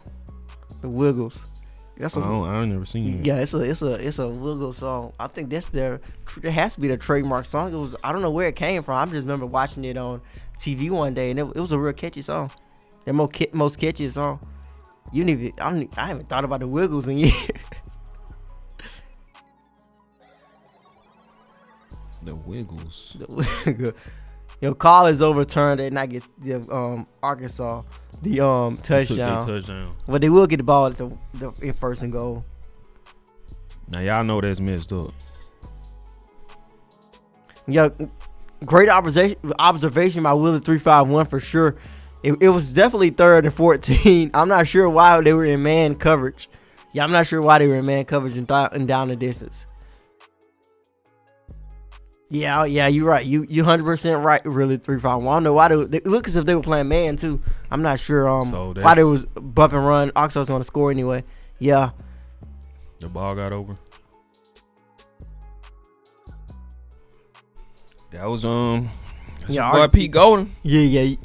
That's a great observation, Willie 3-5. I to be honest, I was even caught up in the action of.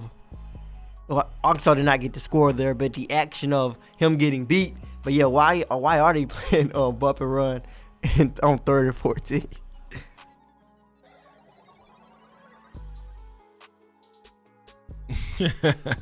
That's why people don't like Gary. He was clearly. Yeah, I think he went over. Yeah, and going back to the 3rd down bump and run, Yeah, that's an interesting call. It can be seen in a lot of ways as well. Maybe Pete Golding felt confident that in their defensive backs that they can get it done on 3rd and 14. Typically, you like to give them cushion on 3rd and 14, get back, keep everything in front of you. Unless they just literally didn't do the play he said. Yeah. Pete Golding messed up.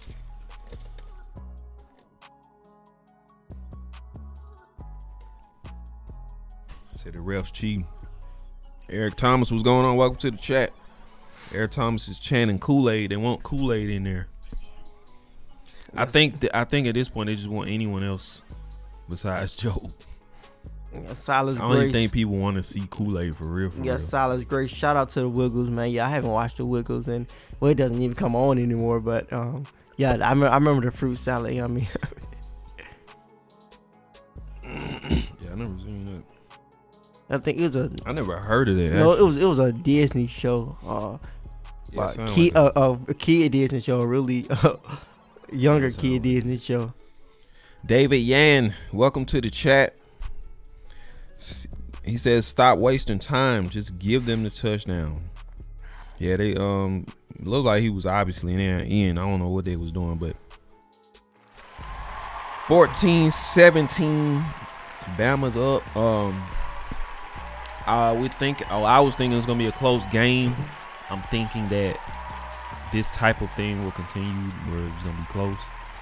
Yeah, I think Bama can always just dominate anybody if they play right, but we don't know if they're gonna do that. So yeah, my prediction was 42-24, but I expected it to be a tight game in the first half. I expected Alabama to pull away eventually. Then the score will reflect that 42-24 possibly, but I didn't put it out of the realm of possibility that it could be a closer game, like a 30-20 game, like which is a score that our other writers who are currently inside Bryant-Denny Stadium covering the game for Touchdown Alabama, they are inside the press box. Stephen M. Smith and Pat Dodd, both of them have projected a tighter game than I have. Yeah, we'll see if Bama. Coach Schmoo said he thinks Bama's gonna pull off. We'll see.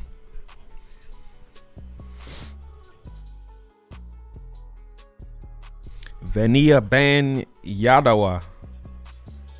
I don't know if I said it right, but appreciate you joining the chat. Welcome. D-Pass 869. What's going on? Tomos Rudolph. What's going on? That's what I was looking for earlier. I seen you in here earlier. Brandon, welcome to the chat. He says Roll Tide.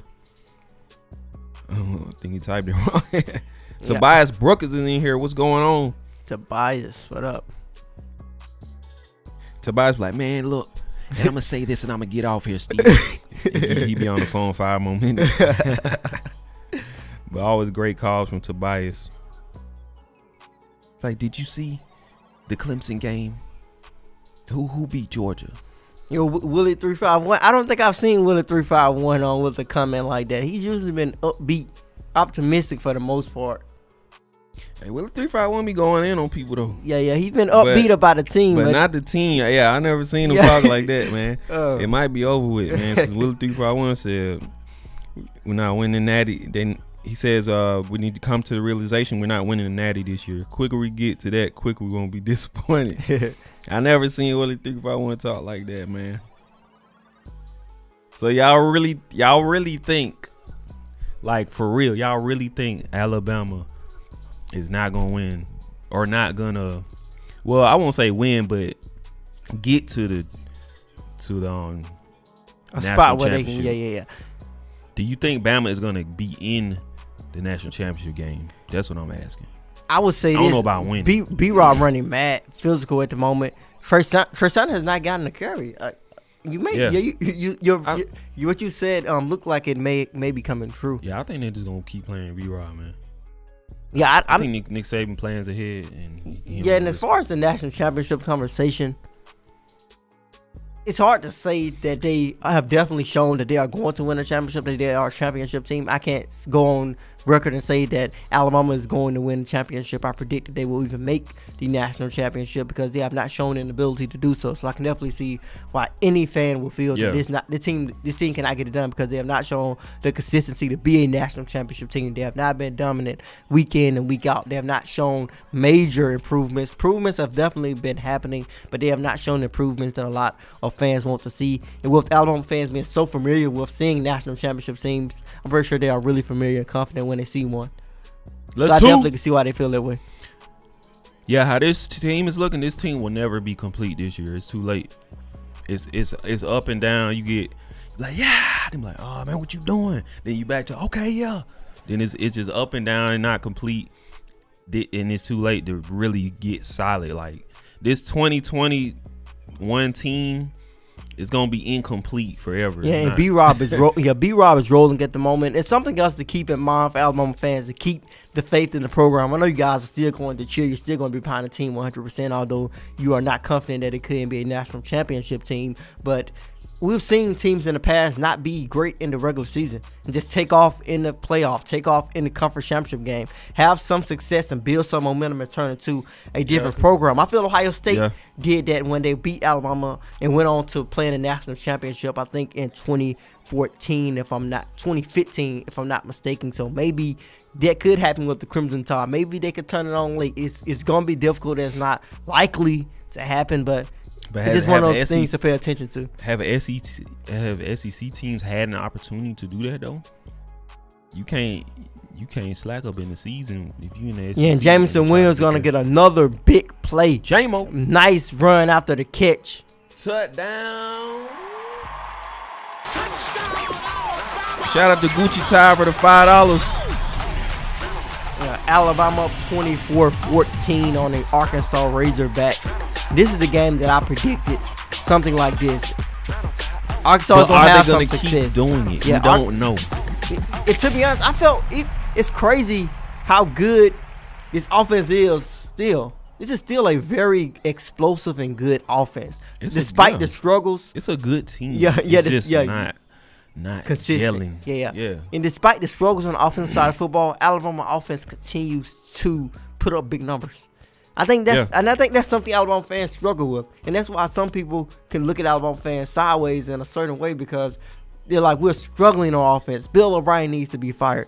Alabama has scored 40 points, and they've played 10 games. I'm pretty sure they scored 40 points in 8 out of their 10 games, and it's up and down. man. Offense has been productive. The team is good and is bad at the same time. Gucci Ty also says we are a good team, but no way we beat Georgia to get in the playoffs, in my opinion. Need American. So y'all really think, and shout out to LW, another $1.99 super chat per touchdown. Let's get 4 more. Appreciate that.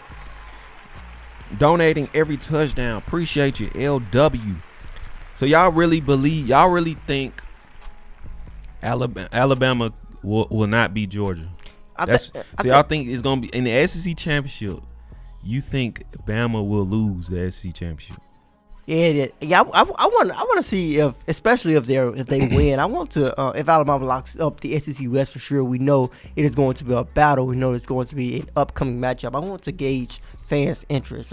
What do y'all feel the outcome will be? Are you confident that Alabama will beat Georgia in the SEC championship game based on what you have seen from both squads this season? I've seen Georgia play a couple of times, and their defense is for real. There's a true defense. That front seven in particular, their defensive line and their linebackers are very talented. Nakobe Dean, one of the more talented linebackers in the country, maybe the most talented linebacker in the entire sport of college football, was a 5-star recruit coming out of Horn Lake High School in Mississippi. Nick Saban really wanted Nakobe Dean. He fought very hard to get Nakobe Dean to the University of Alabama. Unfortunately, Kirby Smart pulled in the talented linebacker.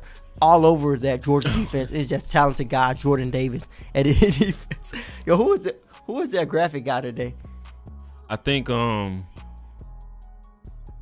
remember they had to take their touchdown back. He was saying they didn't count because his passing touchdown was taken back. So he gave him 2. He gave him 2. Okay, he put 2. Yeah. He gave him 2 in his mind because it should have been counted.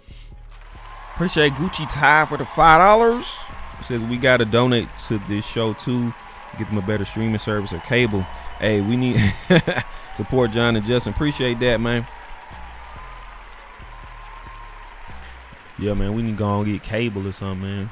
Yeah, then we'll be right on time. But yeah, going back to the Georgia conversation, I think the biggest thing about that game also is if Alabama's defense can step up. I think that is going to be a game where if Alabama's defense can step up and make some good stops against Georgia's offense, I think that will be really good for the Crimson Tide because Georgia offense has been really productive, but they have not been dominant. It's not the most explosive. KJ Jefferson is definitely he's not sliding as he's trucking guys in the open field.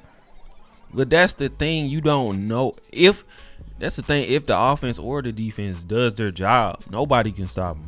Yeah, but we don't know if they're gonna do it. Yeah, and also Georgia has not faced an offense like Alabama as well, but it's gonna depend on Alabama's offensive line as well.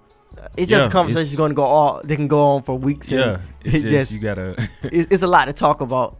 Alabama's offensive line definitely is going to have to step up because Georgia defensive line and that defensive front is the best in the country. They are going to continue to come out through. They are physical.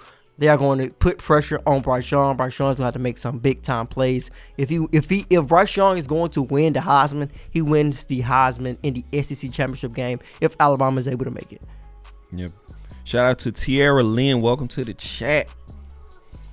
C Kennedy 309. Welcome to the chat. Yeah, we got 2nd and 10 on our screen at the moment. Second quarter, 45 seconds left. Arkansas with the ball, at least trying to get into field goal range so they can cut Alabama's lead to 7 heading into halftime. KJ Jefferson has been dropped an easy pass. He has been really productive and really reliable on this game. He doesn't throw a lot of bad passes.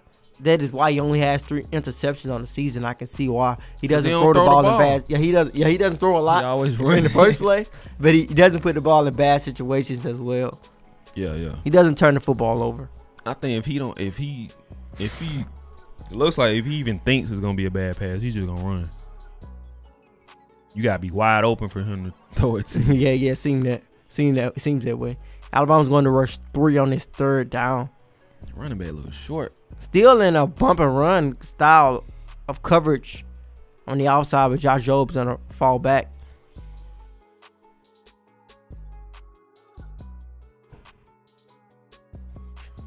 Couldn't get the run off. Big stop by Alabama's defense. Looks as if Alabama's going to run the clock out.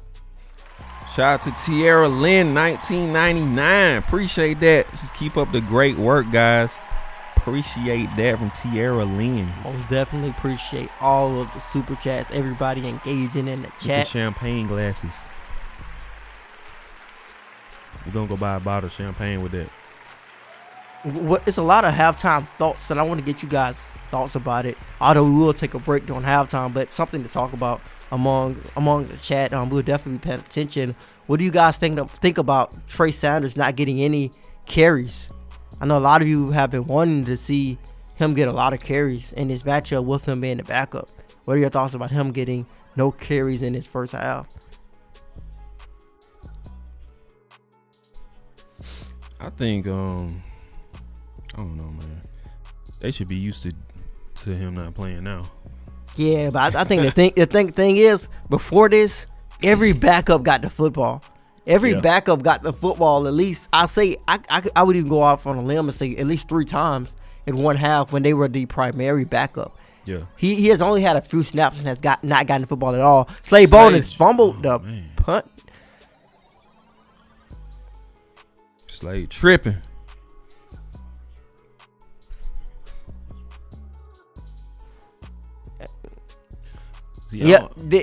People questioning why why Alabama has Slade Bowden back at the punt return position. Same reason why Alabama continues to have them as one of their wide receivers, as their starting slot wide receiver. Reliability, Slade Bowden does everything. He does it. He doesn't fumble the punt. He fumbled the punt right there. I think that's the first time I've seen him actually fumble a punt. He made a fumble a punt in the past, but I don't think so. But he's reliable, overall, consistent. You can count on Slade. Yeah, he's just somebody you can trust. It all comes down to trust. And he was doing running back reps in practice. I think Those just in case they need him at running back. He just does everything. Yeah, they can. It's just a trust thing, I think. It's hard, and I understand. I definitely understand where fans are coming from. He's not the explosive wide receivers we have seen Alabama have in the slot in the past. Just all around the slot. Just all around the, not even the slot, just all around Alabama's wide receiver group. You had those 4 first rounders. And they were really special. Yeah.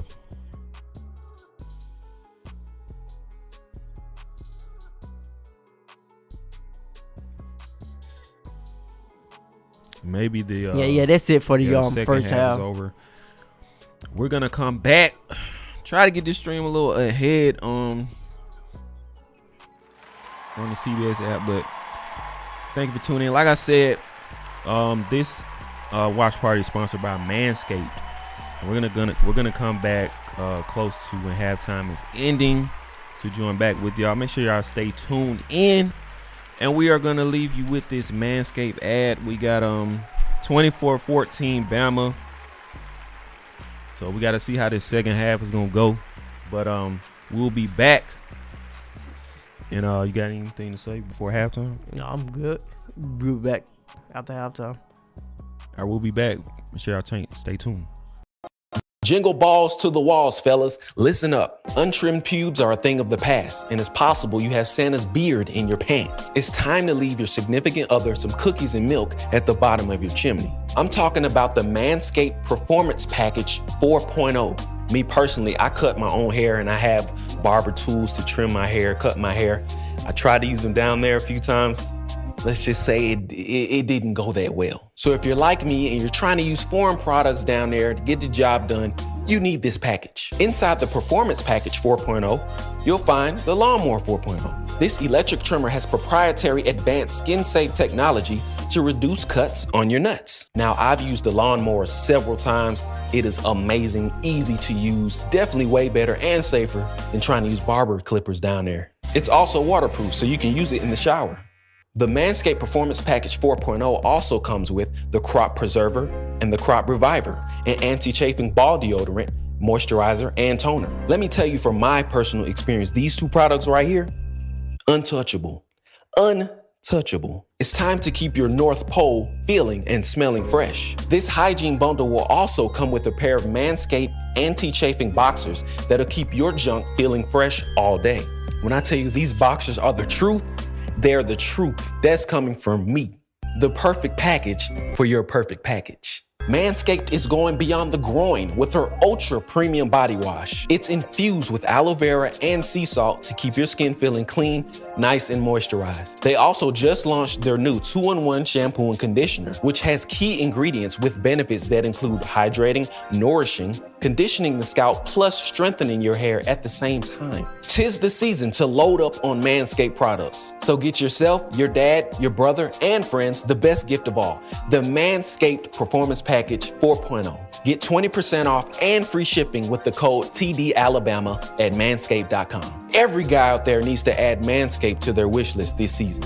Get 20% off and free shipping with the code TDAlabama at manscaped.com. That's 20% off with free shipping at manscaped.com and use code TDAlabama. Clean up your nuts and make Santa proud this year.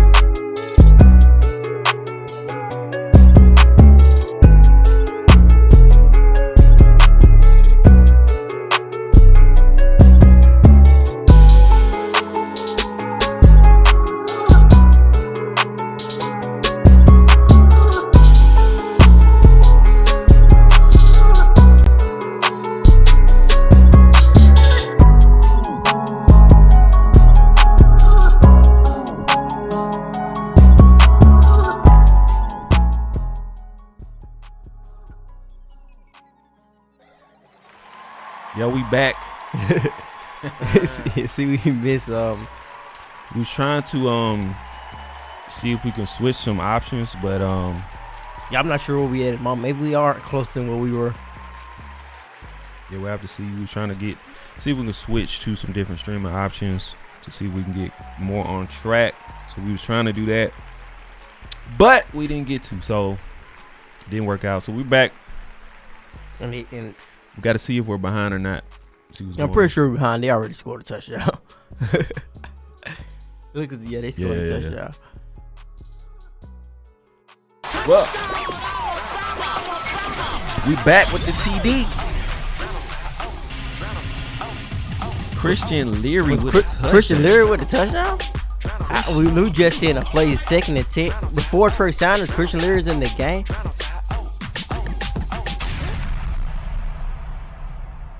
Yeah, I think we're even. Oh, he's at the wide receiver position. He's moving in a running back. Yeah. Giving to Christian Leary, the speedy wide receiver out of Edgewater High School in Edgewater, Florida, with the TD. He was over there the whole time. Hey. With the easy touchdown. Didn't even get to show off his speed. But great touchdown by Christian Leary. Alabama really seems to be happy to get the freshman on board. So it looks like it might be what you were saying. And you think they're gonna just pull off from him and get a gap in the score. So we'll see. Appreciate LW with that $1.99. Appreciate that. They said they're donating every touchdown. Appreciate the support. Yeah, Christian Leary on the board. What a play! What a way to use Leary. When you need a extra type of running back, a safety. Basically just was a safety valve on that play. And that's what I think a lot of fans been wanting to see, just having these young guys, especially being in here, just being used in some way.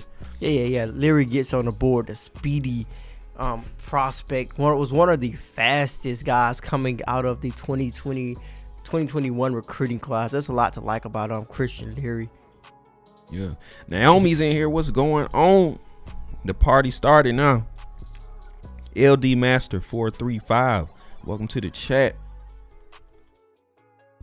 Yeah, I'm trying to. We up in here. But yeah, what a play by Bryce Young as well, extending the play, the sidearm throw to the side. That was a difficult pass. That was a very difficult pass to make by Bryce Young to get the ball to Christian Leary as well. Nice way to extend the play. And it looked like that was some nice protection. Yeah, some nice protection as well. The protection and breakdown. I think he just felt like Bryce Young felt he needed to move around a little bit more to extend the play, to get a better option, to open up the field a little bit more down the field. Yeah, he was still in the mix, protected. So good job by the O-line. Yeah, and the question, the conversation surrounding Bryce Young and the Heisman is getting louder and louder. I think he's definitely on pace. I don't think it's far-fetched to say that he's going to be a finalist for sure. All depends on if he can win the award. Yeah. I don't know. I think he's going to be I don't even know if they are doing it. I'm pretty sure they are doing it in New York like they traditionally do. Go through the whole Heisman media thing. I think he's going to be a finalist. I think he's headed to New York for sure. Mm-hmm. Especially like you were saying, the SEC championship. I think that's his time to really get in.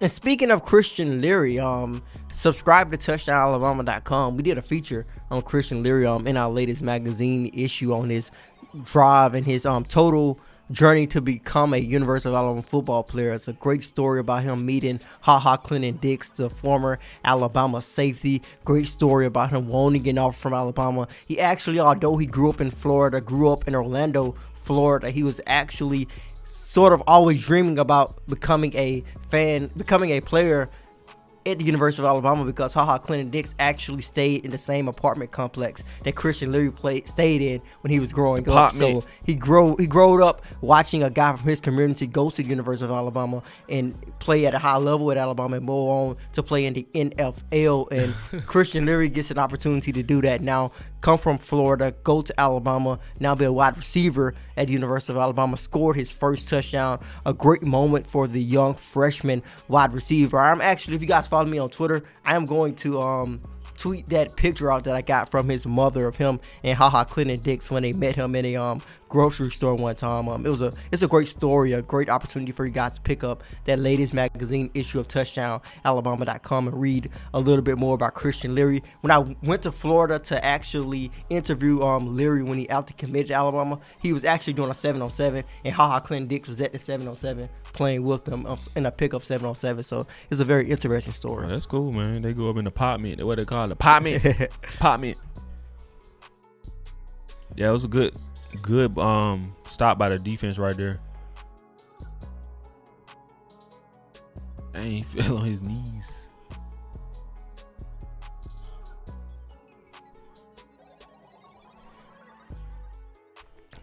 We got third down on our stream right now. Third and Arkansas one. scored. Arkansas scored. It was a big score for the Josh Razorbacks. Jobe again. Targeting Josh Jobe once again. I'm not sure how to play. I'm pretty sure we're about to see the play right now. They might take him out. Of course, we one play behind.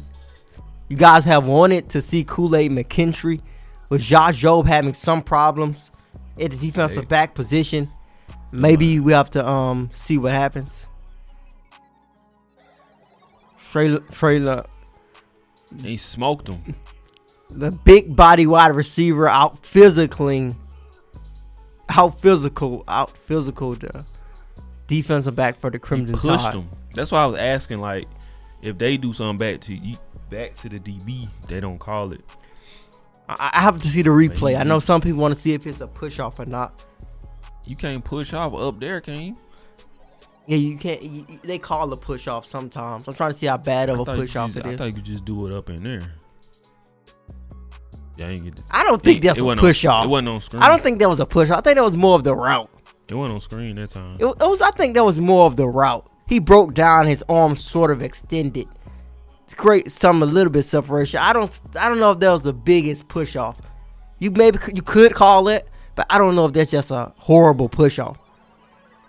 No, that wasn't the worst push off. He did push off a little bit, but it wasn't a blatant push off that you usually see get called. The ones that get called are usually the ones where you literally push them and then go up and get the football. Those are not going to get called. That's what it looked like in fast motion. Yeah, that is not going to get called. Jobe, it's a good route by Treylon Burks. That's why I'm a fan of what this kid brings to the table. He's a really exciting wide receiver to watch. Not because he's explosive and fast, although he did leave Alabama's defenders in the dust on that play. Physical wide receiver, physical route runner. Man, they tired of Jobe. They got to bench him. Everybody going in on Jobe. Yeah, it's hard. Now it's hard to find the Jobe supporters. I said it was 50-50. He looking like 70-30 right now. 80-20. Like I said, man, he got stuff from last year carrying over, and he's still doing stuff. He's still messing up. And it's just, I don't know. I would be surprised if they keep him in the game at this point. So just try somebody else. Someone said cut Jobe off the team. Dang. So if Josh Jobe transferred tomorrow, y'all would be happy. Be honest. If Josh Jobe entered the transfer portal tomorrow, hypothetically, would y'all care? That's what I want to know. Honest opinion.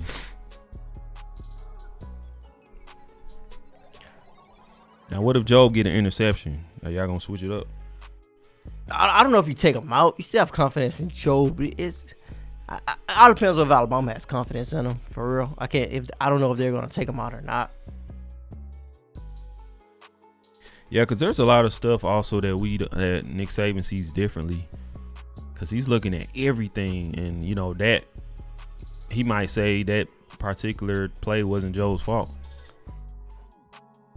But I don't know. I don't. It's hard. It's hard to say it's not his fault. It's just difficult to say it's not his fault. You could call it push off. He though. pushed him. Yeah, you could call it push in off. fast motion, it Yeah. looked like he pushed him and missed Job, interfered with Job's coverage. So Nick Saban might be like, yeah, that's gonna be a ticky-tack call. I'm pretty sure Nick Saban wanted. Everybody on Alabama sideline wants that call. I think they're trying to see if it was a play, if the play got off in time. I think that's the biggest argument. I don't think people are making a big argument about the push off. I think the discussion is, did he get the ball off in time? Was it a delay of game? I don't know, man. Yeah, it could be called a push off, but like I think the push offs are usually the ones where you like really extend your arms and push off and then you'll get the football. I think those are some of the more blatant foot calls. Yeah. I wouldn't be surprised if he got called either way, but Grundis. John Mechie drops the football. We've been talking about the consistency that he has shown. Wasn't the best pass, a bit behind him, but the golden rule, hits your hands, you got to pull it in. High Power TV said Job couldn't cover Jane Elliott. Who is that? Grundy says Job 10-8 defensive coordinator Bowden all in transfer portal. Dang. Alabama trying to answer back, getting it to B-Rob out of the backfield, catching the ball out of the backfield, which is something we don't get an opportunity to see him do a lot. They're saying, people are saying they won't care if Joe enters the transfer portal. Come on, man. Y'all gonna be like, man, you have to leave. You just need to fix some stuff. They say Kool-Aid's in there? No, it's Kool-Aid. If it's gonna have to be defense, Kool-Aid gets in. Yeah, it's 3-2 at the moment.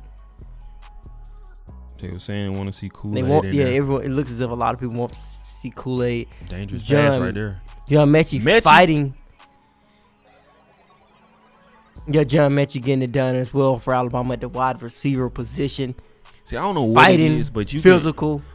I can just tell remnants of 2020 in Mechie. He just play like he from that team. Yeah, he's a physical wide receiver. Like I said, when he was coming out of high school, he's just a kid who is physical and he's gonna get it done. He's gonna play hard. He's not tripped up. He's not gonna be the fastest guy when you test him in a 40-yard dash. Probably won't have the best vertical, but when you put him on the field, he plays football. That's the simple way to put it. Like routes are not the crisp, but his releases have been really good today. So Trey Sanders did a nice catch. Yeah, a couple of different freshman wide receivers are playing for the Crimson Tide today. Will Christian Leary scoring that touchdown. Ja'Cory Brooks is getting some spins as well. Trey Sanders has been lined up wide a couple of times, I would say. And Alabama, Trey Sanders catches the football, gets it to first and goal for the Crimson Tide. Trey Sanders with the big play. He snuck in the game. Yeah, he was lined out wide. I think he was in the game earlier, too. I remember seeing him out wide. Yeah, he snuck up in there.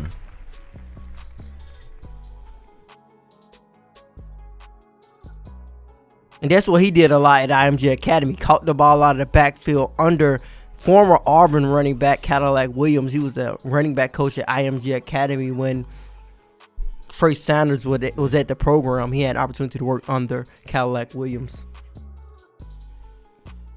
Said Bryce stupid. Johnson Jefferson. Somebody said Bryce. I said Bryce stupid.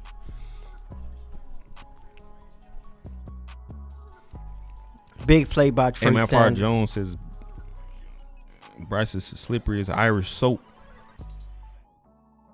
Damian George looks as if he might have got away with a holding there. Bryce Young's gonna. What?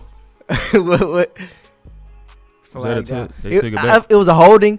I saw Damian George holding the whole. I don't know if it's a holding call. Yeah, I think it said Damian George. Yeah, Damian George was holding on for dear life. That was a holding all the way. It was one of those obvious holding. I was like, whoa, you holding too much. And he big too. Yeah, it was a bad holding call. Yeah, I saw that it's one of those crazy holds. Holds happen every play. Coach Hold Smook said it wasn't a hold. It was he held his jersey. The only thing that boy got 400 passing yards today. Yeah, he does it so quietly. See, Bryce does his work so smooth. 406 passing yards. Yeah, that was crazy. Where did it? That's crazy. When did that happen? That's crazy. If you had like a 360 passing yard game, you went ham.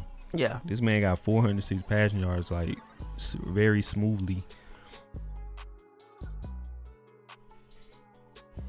Remember, Mac Jones had 365 passing yards last year against Arkansas. We dropped that Mac Jones. Back then they didn't want. We dropped that Mac Jones track after the Arkansas game. I'm pretty sure. I think most of it. I had 335 passes. I'm pretty sure all Alabama fans believe he's the front runner for the Heisman Trophy, but I think it should be a national conversation as well. He is the front runner. He is the favorite at the moment. You sure? Look at this.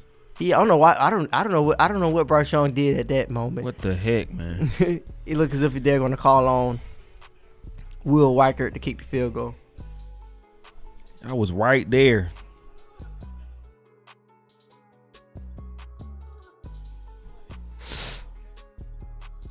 Well, Will Weichert. And it is good. Field goal. It went in. A good field goal.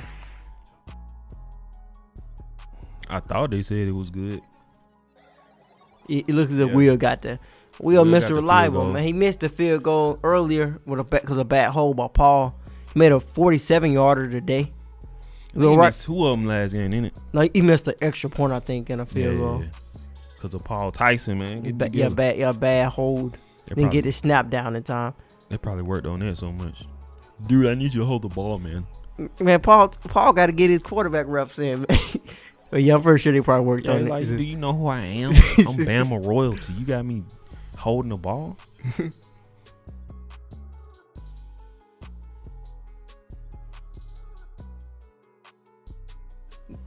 Oh, he missed it. He missed it?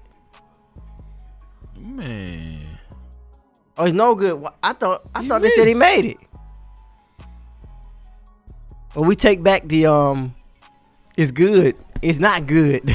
Yeah, it's not good. I thought it was good. Hey, Rat, welcome to the chat. It says, why are we ranked number 2? Tia Harden, welcome to the chat. Yeah, Bryce Young definitely made that. With taking that sack, he made that kick a lot harder for Weichert. How long was that kick? Chris Glenn, welcome to the chat. I'm not sure how long that kick was. Let me see how long that kick was. But the referee definitely had to be paying a lot of attention to George for that holding call. Those are one of those holding calls that usually do not get called because the Arkansas defender was not trying to pull away. The holding calls that usually get called is when the defenders are trying to pull away. If you are a coach, you play high school football, you probably know that sometimes you get held, your coach will be like, yo, we're not getting holding calls. And the coach will tell you, pull away so they can see them actually pulling your jersey. The Arkansas player wasn't even trying to pull away, so the referee had to pay up. He could, man. Attention. He couldn't pull away. Damon George holding you can go nowhere. But that was a 47-yard field goal, so that's not far for Will Weichert. That boy was kicking 60. Yeah, he nailed a 47-yarder today. Yeah, I don't know what happened. Yeah, Will has been pretty consistent for the Crimson Tide. I'm going to blame Paul Tyson for that. Outside of the missed field goals because of the bad holes. And this is why people think Bama can't win a national championship. It's so inconsistent. You don't know when they're going to do good nowadays. You don't know if they're going to do good or bad. You never know. They just all of a sudden do well, all of a sudden do bad. You have no idea of how Alabama's going to perform. But overall, you expect them to do good enough to win the games, but you never know. They could beat Georgia like 50-0. You never know. Or they could lose 50-2. Yeah, that inconsistency. You don't know which Alabama team you're going to get each and every week. So that is the conversation that a lot of fans are talking about when they discuss this team. Who is this team? Yeah. And Kool-Aid is in for the Crimson Tide. Kool-Aid. Josh Jobe is out. Kool-Aid McKinstry in for the Crimson Tide. I would have been surprised if Joe was still in. I know Nick Saban. We got Jalen Norman Davis making a big hit on Treylon Burks, who has been torching Alabama's defense, specifically when he was matched up against Josh Jobe a couple of times. Jalen Armour Davis.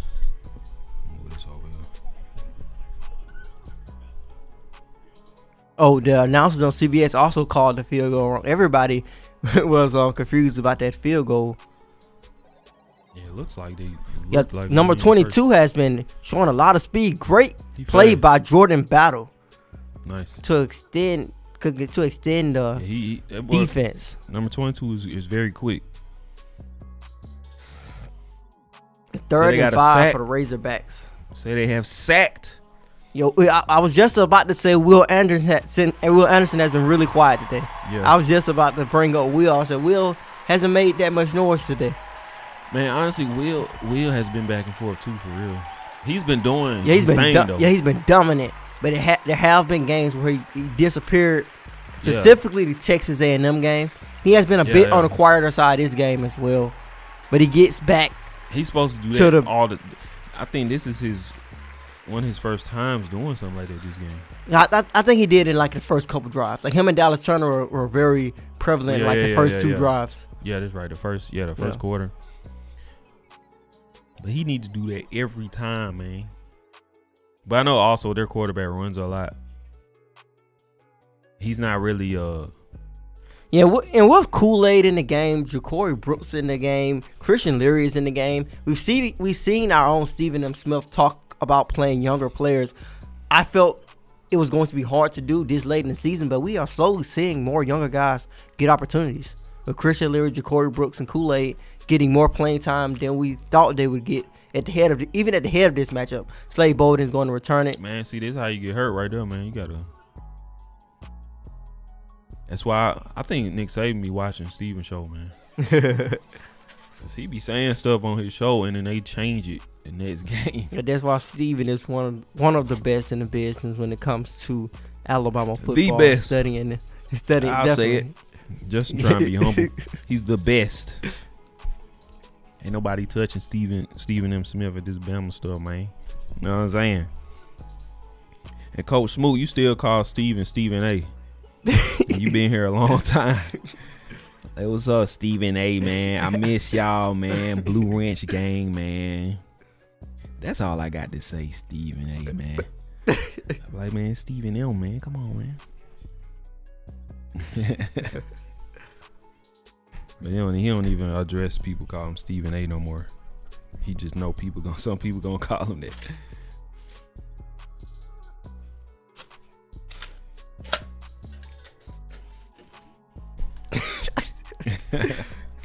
Tuss, man. Slade is a FCS level player athlete. Come on, man. Yo. Man, when these people make mistakes, it be going in. Yo, Joe Bolden hasn't made a mistake. Well, I guess it one mistake though. I guess that punt return wasn't a mistake. It just wasn't impressive. You gotta be perfect, play at Bama. Can't do nothing. Johnson Jefferson said, John Justin, how much you bet the old go 3 and out? The offense. Well, Alabama's off. He said, Alabama's. I mean, I don't know. I don't know. They go 3 and I don't know what's gonna happen. I don't know. I don't think they are going to go 3 and out. I'm not sure. If it was like first half, I bet they would. Jay Lee, welcome to the chat. I'm surprised. I'm not really surprised he beat Jobe because he benched Jobe because those were was a miscommunication. He made bad plays. Oh yeah, Fat Mac. I meant to shout you out. Fat Mac 06. Welcome to the chat. Appreciate you joining in. Senator laughing at my impersonation of him. What's going on, man? I'm gonna give it to Mechie Mechie's gonna drop the football. That was a weird pass, though. We put a lot of praise on Mechie recently. Now he's dropping the football after the praise, and that was supposed to be a catch. That has to be a catch. He took out there. It has to be a catch. Man, it's just like with this team, you're not supposed to be missing catches. They have really good players on this team. It's like every player is a stud. Good catch by Jameson. Now Jameson catching. So now we gotta switch it up. Willie351 says every time I want to believe we're a championship team, we start dropping passes. I want to believe we can hit long touchdowns every game, but that's what I'm saying. And It's the same way. And this is a tandem. As we just seen, did John Mechie? Did he? I think he was down. I don't think he. But he was down. Looks he was down. But John Mechie and Jameson Williams have created a duo at the wide receiver position, which is something we have not expected. We were not expecting for the Crimson Tide. We were used to them having 3 targets, but I think it's safe to say at the moment, reliable targets, Jameson Williams and John Mechie. Yeah. Oh, Arkansas got the ball back. What? Huh? Thought he was down. He was down. Like, that's the worst. His knee was his down. His knee and his elbow down. I don't know what that call was. That call doesn't make sense. Let's get him reversed, but I think the referees are asleep today. Do you remember that touchdown?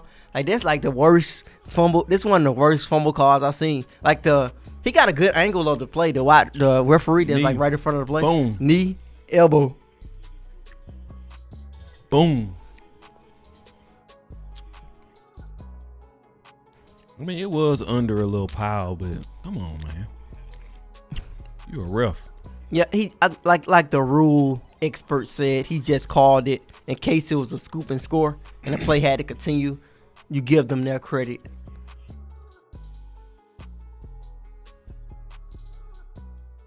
Nick Saban said, but he was down though.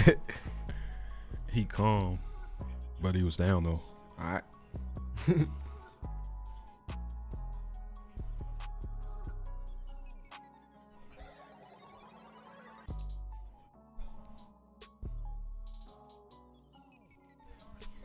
Man, I want to do some impersonation. I mean, y'all tell me somebody to impersonate.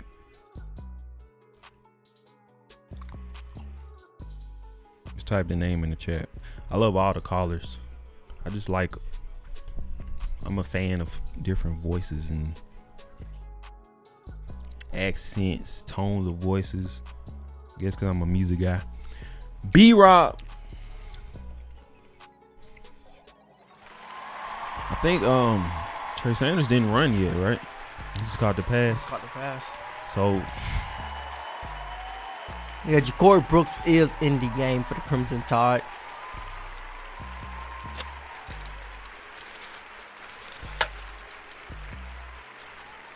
they're trying to make sure. B-Rob with the big big got to go to those emergency running back. Yeah, the last couple of chats got me really confused. I don't know where we are at the moment. Look at Ja'Cory Brooks pulling in the pass for the Crimson Tide. Another freshman getting involved. Ja'Cory Brooks.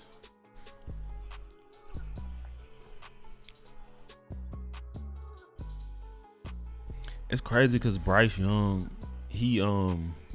Bryce Young gets sacked. He'll do stuff like that and then just get like 400 yards. And like, what? When he got 400 yards? Both John Mechie and James Williams both have more than 100 yards receiving. Like, they have some crazy stats right now. I don't know the stats, but their stats are really crazy right now. But it doesn't seem like. That's why his team is confusing. Where did they come from? His team is confusing to Bama fans. It's not. Y'all are like, the team's trash, man. But they putting up crazy numbers in these games and winning. But during the game, it's not a 3 and out. It's not a 3 and out, but it was I guess he was referring to like Alabama was not going to score. They were going to get a field goal.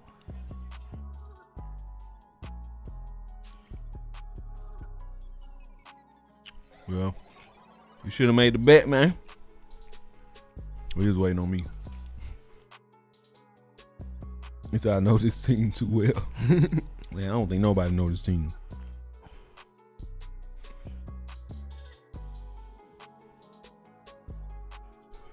See, you think that was bad play calling right there? No, I think it probably was good coverage on the back end, but those are one of those plays where we have to be where Steven is at the moment. The camera only shows so much. We didn't see any wide receivers in the screen, so we don't know what routes they were running. We don't know if they were covered. If I had to make a guess, I'm guessing the people downfield were covered. B-Rob was the safest short, so although you did not get the first down, you do not need the touchdown right now. So give it to, like you said, rather than take a safety trying to make take a sack trying to make a big play like he did the last drive, you dump it out to B-Rob, give Will Rocker the easy field goal. Yeah. They're blaming Bryce Young for that. Bryce Young just went like that, like my bad. Maybe somebody was open. I'm not 100% sure. I have to see the review again. I'm not 100% sure who was open downfield. That's my bad. We just trying to play football, and some things just doesn't go the way you want to go, and we're just gonna get out there and what's up, Bryce? You talk. Bryce, you need to step it up, bro. Yeah, and going back to my prediction, I did say 42-24. Looks like it could be around that. That's what I was thinking. I was thinking close game early on, but Arkansas's defense will not be able to keep Alabama from scoring 40 points. Yeah, you on track for your own score prediction. I actually made that score prediction going off on a bit of a limb because I thought it may be closer than that. Like I thought it would be 20-30, which is what it is right now. Yeah, you on track. And Naomi, we need you to call in one day. We never heard your voice. Just call in and say what's up. Yeah, hang up. The whole chat go crazy.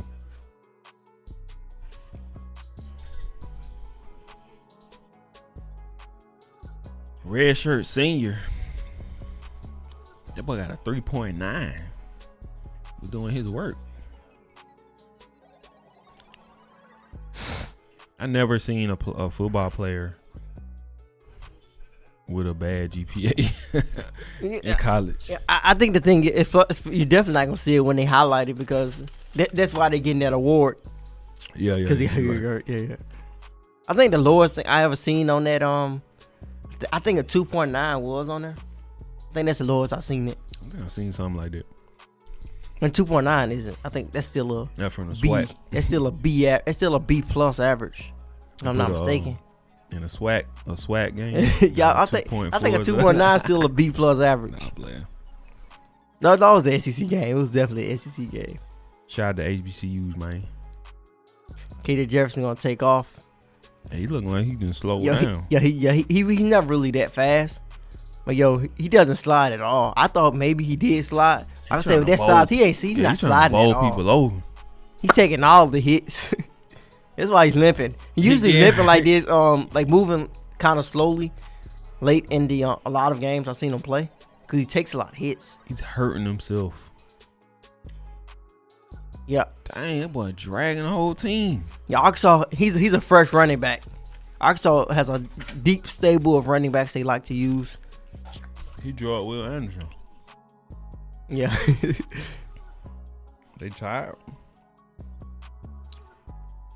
They stepped up the next. Oh, he's still on his feet. Zero picking up extra yards, fighting for everything. Zero dragging people out here. Yeah, I think that's gonna be it for this third quarter. Gotta throw them foes up, man. Throw them foes up. It's time.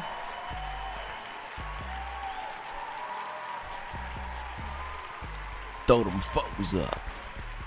Christian Leary Crump. Alabama looking to secure the SEC West. Secure the matchup that a lot of Alabama fans want to see. Some Alabama fans are not confident that Alabama could pull off the win if they lock up this SEC championship berth.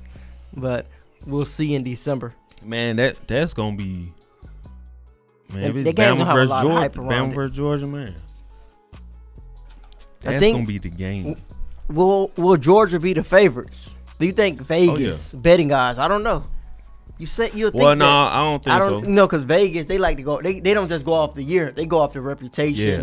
Yeah, I don't think they're gonna do spread. that against Bama. No. So what do you guys think the spread will be? Who will be the favorite? How many points will they be favored by? What would the spread be when Alabama, if they lock up the SEC West tonight? Will Georgia be favored in your mind by Vegas? Not, of course, some Alabama, no, I think a lot of these Alabama fans are going to say that Georgia should be the favorite, but Vegas is a bit different. What will ESPN's prediction be? Yeah, The FBR. We'll take some calls after the game. We'll get some calls in after the game. See what y'all thoughts on what's next in this season. You got Roll Tide and Rise Up. Georgia by 5. Think So Georgia will y'all- be favored by 5 points. Georgia, What? Gucci Ty been drinking a hen dog, man. yeah. Everybody think Georgia. I see a couple of people. Georgia think Georgia's gonna be the favorite. Shout out to Gucci Ty for the $5. Says I want to hear Justin talk some trash. You know the other Bama shows garbage. What Bama shows? Yeah, people are favoring. I see a lot of Georgias, not a lot of Alabamas. See Coach Smook, Alabama. He That's had what Alabama by 5. That's what I want to know. Like, Yeah, I see a lot of Alabama fans think Georgia's gonna be the favorite. do y'all like coming into this? Well, I guess the game isn't here yet, but going into this game, do y'all think? Are y'all going into the SEC championship like Alabama is not gonna win this? Like that's how y'all going into the game? And to be honest, this has to be the first time I think during this Nick Saban run where fans are saying that the other team That's why has a it's- bad that's shit. why I it's think it's one of the interesting first to me. time, especially on a big game. And this team is 9. Well, would be what if they win the Iron Bowl 11-1. Yeah, I think if Vegas does have Georgia predicted to win the game, I definitely can 10-1, see that. right. It'll be real close. It's gonna be real close. Yeah. Like I said, I don't know how these games are gonna go. It's gonna be a But close. Georgia, bet. like I said, everyone plays Bama different. This is Georgia, how they been this year. Plus they're playing Alabama. Plus it's the SEC championship. They gonna be turned all the way up, and they gonna play their best football. Bama gonna have to get that spirit, the championship spirit, and want to win. If they don't, it's over with. Because I think everybody else wants to win more than Alabama does this year. Because Alabama is just so used to winning. These teams are trying to come up. These teams are trying to prove something against Alabama. So I don't know. I don't think Alabama has as much to prove against these teams. So these other teams are playing harder. Plus, you got other internal problems going on with the coaches, I guess, and and other stuff. So I don't know. Treylon Burks the ball. I wouldn't give him the ball in that situation. He's not the fastest wide receiver. Yeah, they got the good camera. A better camera than usual, don't it? Yeah. You got it like a DSLR.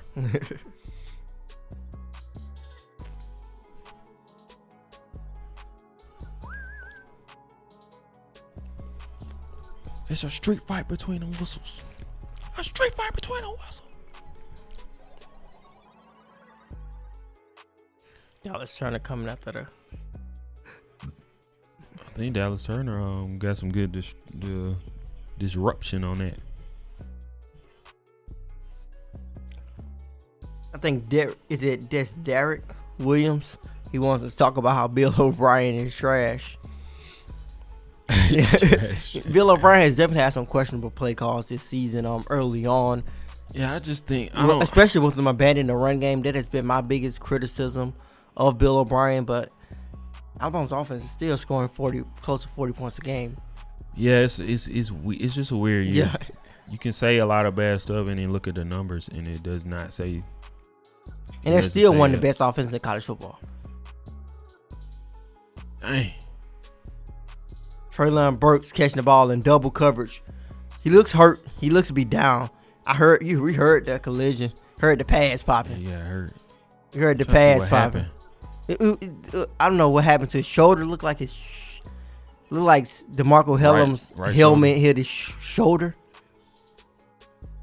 No, he didn't hit his shoulder. Unless it was probably just a hard hit. Probably got shaken up, wind knocked out. That hit helmet. Yeah.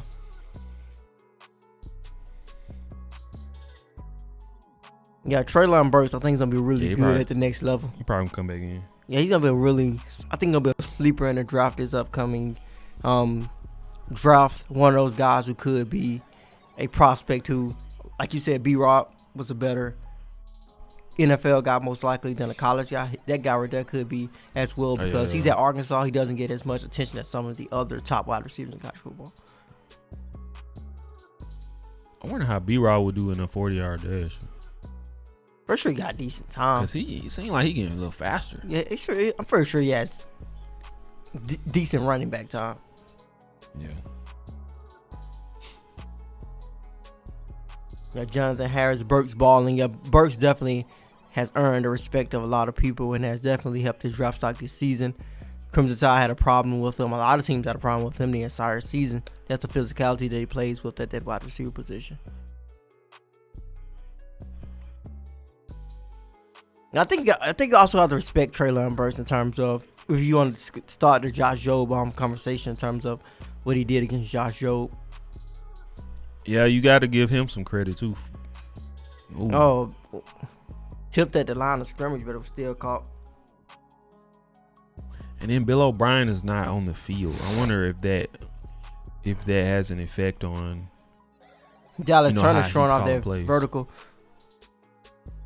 It definitely could. I know he can see, but you're not down there. Like you're not in the mix. You're not feeling what's going on. I think that has something to do with this NFL. I think he's more of an NFL guy at the end of the day. Of course, he has coached in college. I think he deep down. I think Bill O'Brien is an NFL guy. Yeah, I was gonna say I don't think he's a match. For who jumped over the line of scrimmage? Who jumped in the air of the line? He's not like a match for Bama. Yeah. Bill O'Brien. I think Bill O'Brien is more of an NFL guy. Yeah. I mean, I think that's looks why. And acts like that's why NFL I think he coach. passed the football so much during those times because the NFL is so pass heavy now. Yeah. KJ Jefferson trying to run Alabama gonna get the third down stop. Kool-Aid Island. Tobias Brookins. Yeah, that's a great graphic. If you're a graphic designer, that's a great graphic for you to make. What? Kool-Aid Island, because the island be Kool-Aid, the water be Kool-Aid. Oh, some ice in there. Yeah, graphic design. If you're a graphic designer, that's a great graphic. If you want to make it. What did he do? He got a Kool-Aid NIL deal. Did he do anything with him? Yeah, I know they switched like the names for one day. I'm not sure what else they would do in the future. They switched the names. Yeah, they switched names on Twitter for a day. Like he was the Kool-Aid man. And Kool-Aid and the company had his Twitter. What? Man, I wouldn't get him my password, man. Y'all crazy. Yeah, I'm not sure if they actually had his Twitter. I just know he had their Twitter. Oh.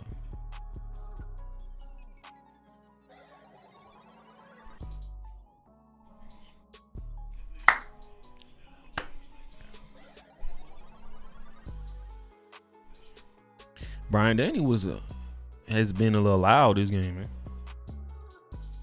man. Did they fake the field goal? Yeah, I think they faked the field goal. The same play, the jump pass, and he's gonna score the touchdown for the Razorbacks. That was the same play. It's literally the jump pass. Yep. It worked. That's the same play. Just with a kick field goal. That's your jump pass. That's something you see like on a movie or something. Yo, it's funny because LSU did it. Do you think Arkansas Holder, their special team coach, like, yo, this worked against them last time. You want to try it? Probably. They probably did.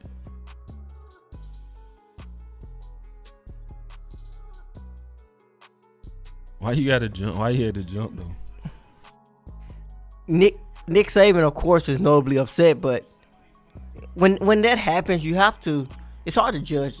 It's hard to judge them because who was expecting the This is the SEC, especially. You wouldn't expect it. I don't think most people was expecting the fake. If you was a fan and you was expecting the fake, comment in the YouTube chat. Maybe you were expecting it, but I don't think if you're a football guy just looking at Arkansas in their predicament, you wouldn't expect the fake. I don't think so. Yeah. I don't expect SEC football to stoop to that level ever. And when it is a fake, it's nothing really the coaches can do. But I don't think you're not really expecting it. For to stop that, DeMarco Hellams and Jordan Battle had to be heads up. They have to show that football IQ that they possess. They have to have that naturally to say, hey, something's not right. Mm-hmm. No, that's not on Pete. Pete Golden's not a special teams coach. You mean fire Pete Golden? Well, he ain't got nothing to do with that. Yeah, I'm not sure if the special teams coach has something to do with field goal block. I'm pretty sure he does. It would make sense that he will have. But something still, to do that's with. something you can't. Yeah, I'm pretty sure. I'm pretty sure that's on Alabama special teams coordinator to do the field goal block. Even though it's usually the defensive front in a lot of ways that is on field goal block team. But that comes down to DeMarco Hellams and Jordan Battle having their heads in the game and having a high IQ to know that, hey, this is not right. Yo, because field goals happen like that. If you're ever on the field and saw a field goal happen, like next time you watch a field goal happen on the screen, somebody kicks an extra point in this game or field goal, watch how quickly that ball is kicked. It's really quick. You should get a feel when something, if it's not kicked at a certain point in time. Yeah, I never thought of it like that. Yeah, it's kicked really quick when you're actually in the moment. 461 passing yards for Bryce Young in this game. Cause you got to think about it where the holder is located. It's not that far away from the line of scrimmage. It doesn't take you that long to get that many yards. Like the ball would have been kicked by that time. And also high IQ, Hellams or Battle should have saw the tight end going out. If it's a normal field goal, the number 87 will not go out. Yeah. So is that on the players or is on the coach? I think that's the players. I think it's more so on the players right there. Even though you can't blame, I think you can't blame anywhere because it's a trick play. You wasn't expecting a trick play. Great call by Arkansas. Yeah. Great call by Arkansas. Right now, this is anyone's game. Yeah. Just like that, it's anyone's game. What if? I don't believe in jinxing nobody. I'm not out there playing. But what if Alabama loses this game? Did Slade get a touchdown? I said Slade for the touchdown. Did Slade get the TD? Did he get it? That's a long score by Slade Bolden. Looks like he got it. You guys, of course, you guys are in front of us. So Slade Bolden got the long score. Y'all lied. No TD Man, Slade. Maybe.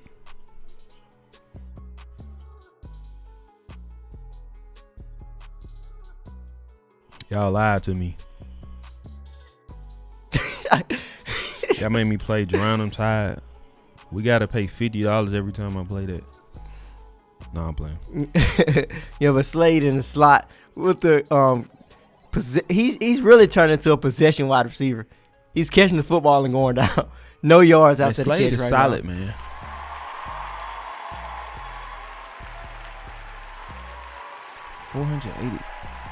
488 This man passes. just got the pass. Alabama single game record.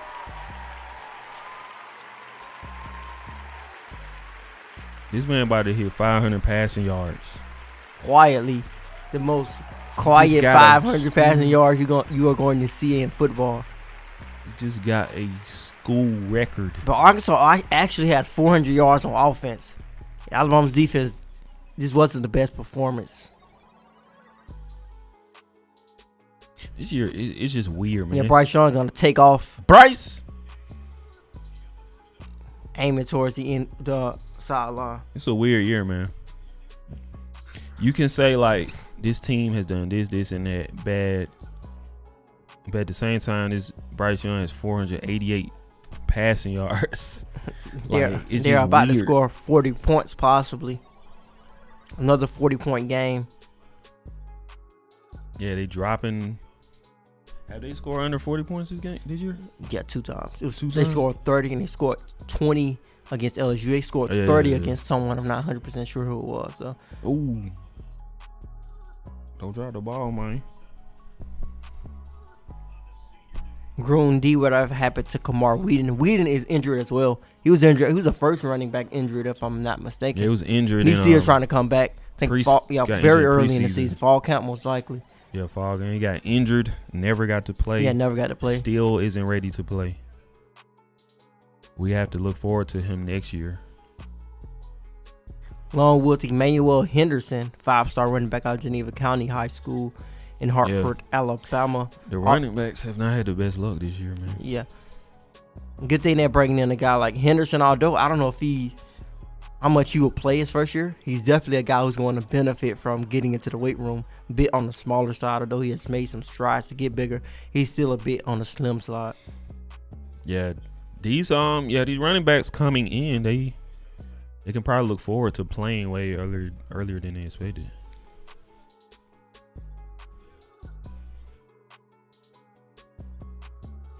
Single game passing record for the. He beat somebody from 1969, man. Yeah, he's definitely the Heisman front runner. How crazy?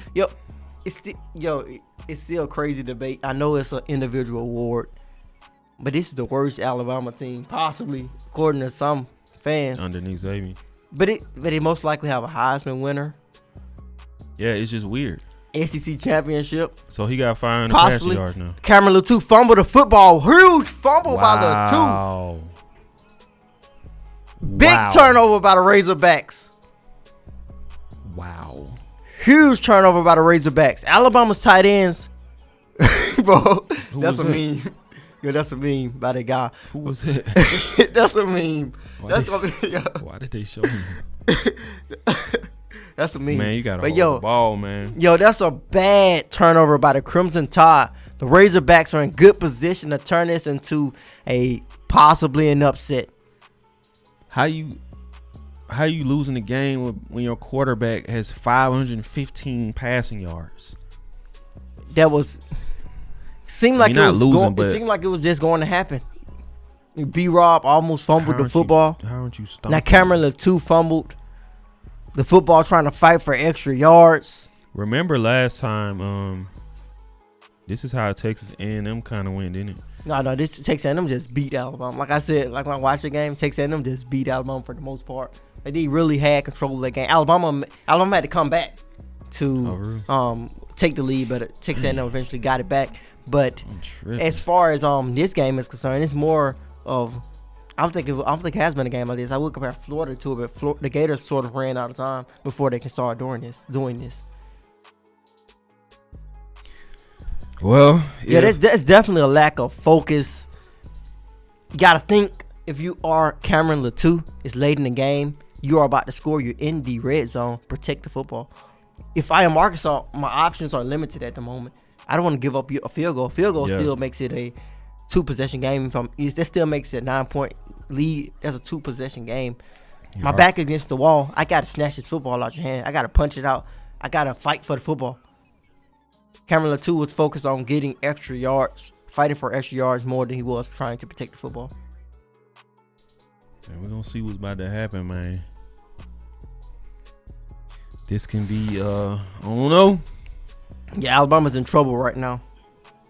Horrible turnover. And they at home. When last time Bama lost at home? Yeah, I'm pretty sure. I'm not sure. Was it LSU? Pretty sure it was LSU. Yeah, LSU. This is our house from now on. Yeah, it was LSU. 2 years ago.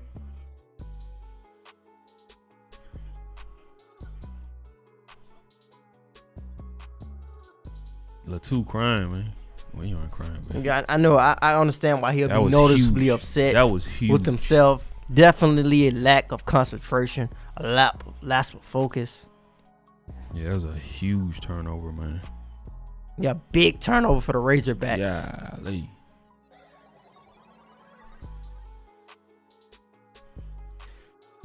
Yeah, it's going to be we're gonna the Arkansas currently has the football. Cameron Latu fumbled the ball in the red zone. The Razorbacks are driving at the moment. Not really driving, but 2nd and 6 according to our stream. Alabama up 28-34. Gonna be a 3rd and long in their own territory.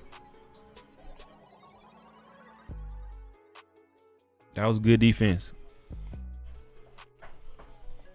3rd and 5 for the Razorbacks.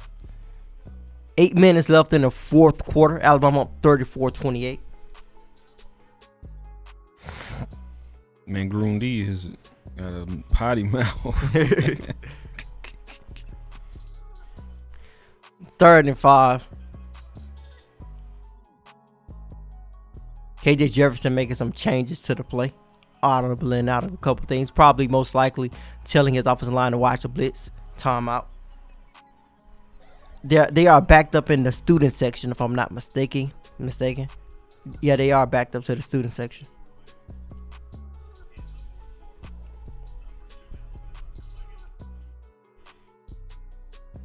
Are they backed up? I'm not 100% sure.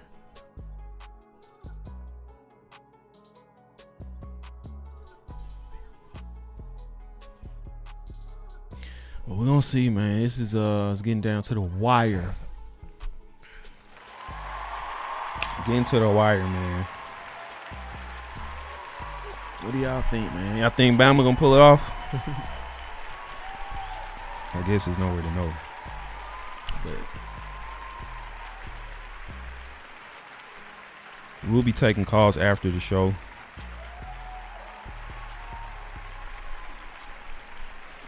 That's why, and stuff like this is why people think this isn't a championship team. If you're struggling like this with, a number 21 Arkansas, even though Arkansas is a good team, but they have lost 3 times. How you gonna beat Georgia, who's undefeated in a SEC championship? So I don't know. Yeah, it's hard to. Like I said, you'll be crazy to say that Alabama is the favorite to win a national championship, that they are going to win a championship. You just have to be an Alabama fan who really loves the team and who's going to stand behind that team to even predict that at this moment. So you definitely can't predict that just based on the way that they are played this season. Just like Kyle Foley. Like, you have lost your mind. It's fans like that. They still believe this is Alabama. Some people feel like Alabama just can't lose. Alabama will always prevail. That's that fan faith. If you're a fan, you have to be that. Yeah. But from an unbiased standpoint, Alabama has not shown that they are a national championship team for sure. Tony Brown, welcome to the chat. Is that Tony Brown, former Bama player? Welcome to the chat. Waylon changed his name every 10 seconds. Is that a different one from earlier today? Yeah. Shouts out to Waylon. Shout out to Waylon, man. I hope if Arkansas is going to punt it, I hope Alabama does not rush. I don't know if you should rush the punt. I think you let them get off the punt. It's too costly. You get the ball back. Don't rush the punt. Just return the punt. And Nick Saban was in coverage that play. So he was trying to run out there? No. The ball has been coming by Nick Saban. Yeah, Nick Saban was about to run out there getting coverage. Look at him. Yo, Nick was about to knock the ball down, man. Nick Saban ain't scared of football, man.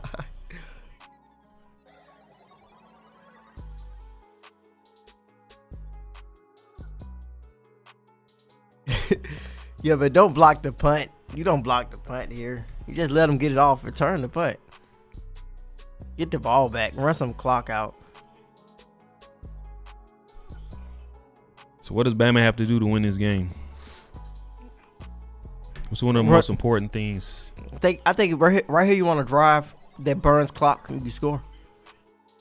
Feature the run game more than ever. Pass when you have to, but try to establish and develop the run game here. Run as much clock out as possible and score.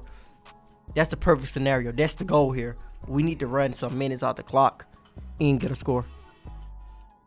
Preferably a touchdown. Field goal would work though.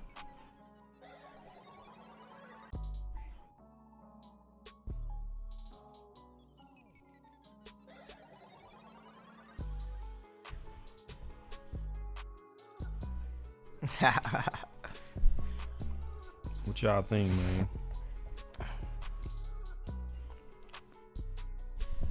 Let's finish the game. Coach Smoot said, let's continue to push the run game on the left side. Willie 351 says Newsome was off when Billingsley got suspended. H.I. Hall no playing time. Moody bench for Toto. Something not right. I'm telling y'all. What you think it is, Willie 351? What kind of conspiracy theories or whatever of opinions you have about that? Roll Tide says, LOL, we cannot run the ball. We can't run the ball. D-Pass 869 says, kick a field goal and it's over. Jackie Sexton says, we just have to score. Sully 462 says, the reason we get critical on the team is that the same mistakes from early in the season are still being made every game that shouldn't be. That's facts. Tusk man says, flea flicker. Hey, the flea flicker always works, man. I ain't gonna lie. Yo, I haven't seen Alabama. That was a staple in Alabama's offense at one point. It was early on when they did allow the running, which made the flea flicker so effective with them because they ran the ball a lot. The flea flicker works every time. Flea flicker. They did it a few times last year. Bradley Sanford says 37-0. What is that score for? I think that's the SEC score champ? Georgia beat Arkansas by. Oh. Georgia beat Arkansas 37-0. Yeah. But you can't always say that. Like, it's just different matchups. I think you can't say that either because Georgia has a dominant defense. That was the biggest thing. Just say Georgia has a dominant defense. Alabama's defense is not as dominant as Georgia's defense by far. I think that's a gimme. That's a gimme. I think anybody would say that. Alabama's defense is not on the level of Georgia's defense this season. Yeah, different teams play teams differently, match up differently. Because like Georgia beat this team 37-0, so Bama shouldn't. How can Bama beat Georgia? It don't really work like that. Yeah, it's like Texas A&M beat Alabama, but they got beat by other people that Bama could whoop. And this could be a possibility where Alabama win this game 42-28. By that logic, technically, Alabama scored more points. Yeah. Bryce Young said, how many yards he got now? Same 515. 515 passing yards. Jefferson has 276 passing yards. Bryce has 515.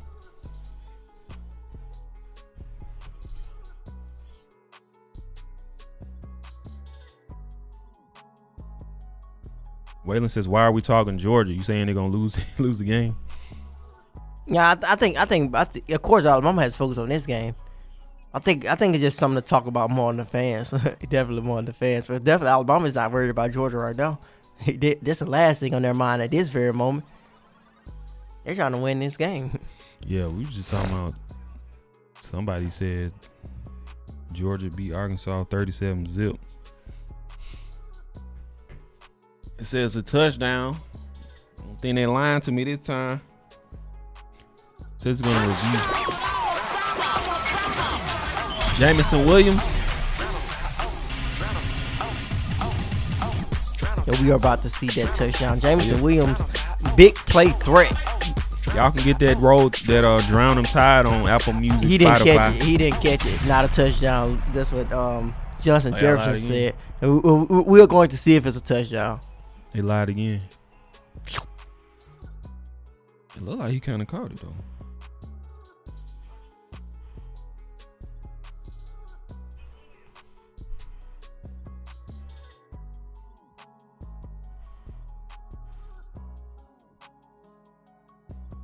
And everyone saying he didn't catch it.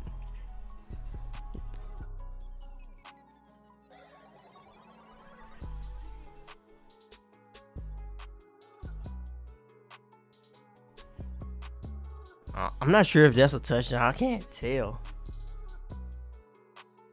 I can't tell if that's a touchdown.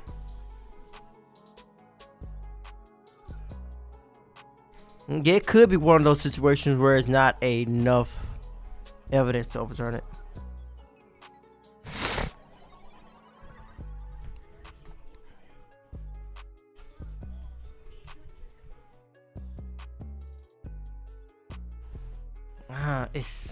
It's hard to. I need a rule expert. Man, call the rule expert, man. Because his 2 feet are in bounds, but he doesn't have. I don't know if he has possession at that point. There you go.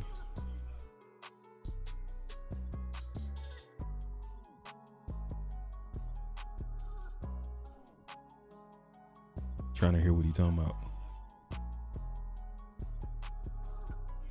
I think it's too close to overturn. They call it a touchdown. It's a touchdown. I think at the end of the day, it's too much overturn. How is it not a touchdown? Yeah, you got to get. He dropped it. Like I think because it's like he don't have his full possession of. He don't have full control. Yes, he do. Well, no. Yeah, right there. But I think he got it still. I think he got it. Yeah, I think it's too much to overturn. It's gonna be a touchdown. They don't have enough to overturn. They call it touchdown. It's touchdown. If it was incomplete, it was incomplete. It's a touchdown because they call it. If that was Arkansas and they gave him the touchdown, would you think that's BS though? Yeah. Talking to the chat. Yeah, I think it would be. Just saying, because remember they gave Arkansas the fumble, just letting the play out. They had, this entire referee group has just been letting the play out. And didn't let the review change. Now it's official.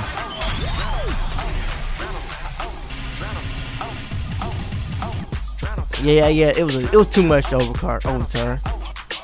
It's too much to overturn. It stands. That's that important word. It stands. That means they didn't have enough to overturn it. Confirm it's actually happened. It stands. So good play. Jamison Williams. Yeah, it was too much. It seemed like it was a catch. But yeah, it's a catch by the rules. He earned that, man. It's a catch. It's a catch by the rules. It was a good throw. He earned it. He went up there and caught it. It's a touchdown, man. Shout out to LW for the 199. Yeah, 2-point conversion is going to be good for the Crimson Tide. 2-point conversion. 42-28. Dang, I gave Alabama the right score. My score prediction was 42-24. Dang, Arkansas messed up my score prediction. You could have made some money. I mean, my score predictions have been off sometimes. I've been off a couple of points like that. That boy rising up. So you think? I think they secured the game. Another one of those games. Alabama fans, of course, are going to be critical of the matchup, but then you won 42-24. Bryce Young had arguably 500,000 the best. Well, you could say arguably the best game by a quarterback for Alabama football in history. It doesn't. It's stat wise. Of course, this game was not a top 5 matchup. It was not against the best defense. He's 31 for 40. 561 yards, 5 touchdowns, 1 rushing touchdown. Is that the most dominant performance stat wise by an Alabama quarterback? Jamison Williams has 190 yards, 3 touchdowns. Now, he need to go and get 600 yards, man. Is that if in my opinion that's one of the more dominant performance by a Nick Saban coached Alabama quarterback, just in terms of stats. What he was able to do. Of course, we've seen better performance and gutsier performances in terms of big games and late game heroics and stuff like that. Yeah, I think it is. LW gave another 199 for the 2-point conversion. Appreciate that. Appreciate it. It's just a weird year where you can complain about the team. Like when we get older and we teaching our young kids about, back in 2021, the team was trash. And then you look at the stats and they going crazy. Like, what? What you mean? That's how it's going to be.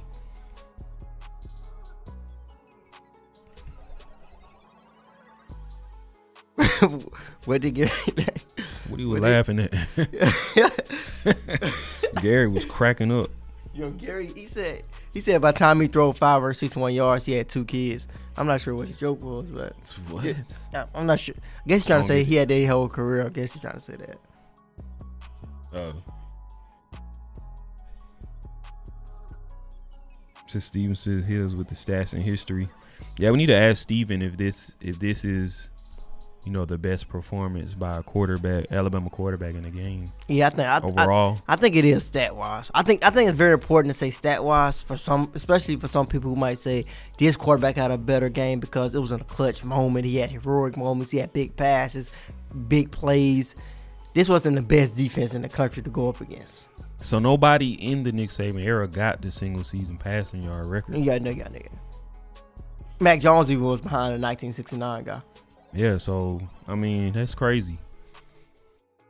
That's crazy. Yeah, Bryce Young is definitely the Heisman favorite right now. I think his Heisman moment will come if Alabama can beat Georgia. First, lock up this game. If Alabama's able to pull off a win against Georgia, I think Bryce Young stopped them. Bryce Young is going to have a big performance against Georgia for Alabama to win the SEC championship game if they are able to pull this win off. So I think that is when his Heisman moment is going to happen. And if Alabama does beat Georgia, of course, they have to win this game first. The Heisman ceremony might as well be at the SEC championship game right after it. Yeah, bring the Heisman on out. This game right here. But this definitely puts him in the front seat. He's the front runner to the end of the season. Is that the single seat? Well, he got the single game record. Most passing yards by an Alabama player, school record. I wonder what's the NCAA record. It's probably something crazy. Because it's NCAA. Yeah. I bet it's like 800 and something. Yeah, probably some team is just some conferences high scoring, passing all the time. Yeah, let me look up this. 800 though. Yeah, because college is crazy. Is that passing yards? Yeah, and it's probably from. No, I was close. 734. Golly. Yeah, I know it's something crazy. 734. The 70s, 80s. Connor Halliday, Washington State, 2014 actually. Dang. Yeah, 734 passing yards. I thought it was 800 for sure. It could be something like 800. It was 734. Third and 10. Will Anderson with a huge for Alabama play. Some good pressure on the quarterback. Late pressure at the end of the game is huge. Yeah, they've had a lot of those 4-bunch formations, weird formations. They got their quarterback. Yeah, Alabama's whole defensive line was in the backfield. I think every single person along Alabama's defensive front was in the backfield. Who sacked them? Was it here in Toto? They ain't even pay attention to them 4 people. They said, forget y'all. Was that just a quarterback sneak play?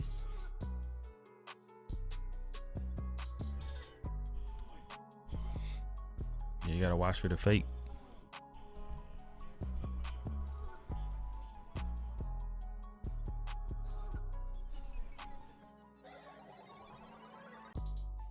Yeah, Sam Pittman cost a timeout. Yeah, you can't punt it. Yeah. Well, that's what I was saying, man.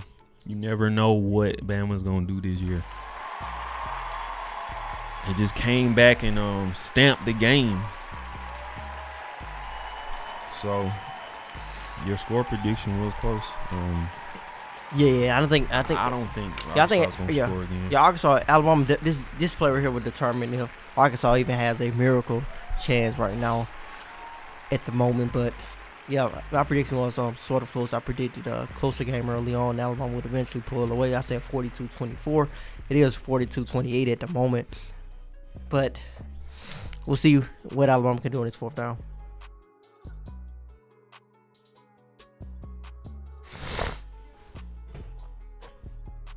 Yeah, we doing some calls. Says they got the first down. They get the. I'm saying they got to get the first down first. They got. Arkansas has to. Yeah, Alabama has to stop the first down. So it looks Alabama did not stop it. Then they got a first down and they got a sack.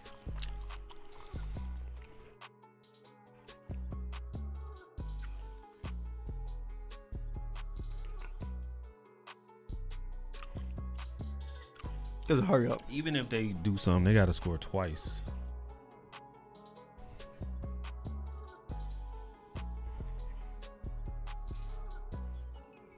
To'o with the sack. To'o. Willie 351 typing in caps lock. I never seen that. So why we ain't do that on fourth down? Coach Smoot giving Pete Golden his props. Good call, Pete. Yo, Smoot. Smoot, one of the Pete Golden's biggest fans, I know. I think Coach Smoot just is not quick to just down everything. I think, he's not quick to down the coaches. That's a big thing. He knows that coaches can't go out there and play the game. Coaches can't go out there and put on the pads.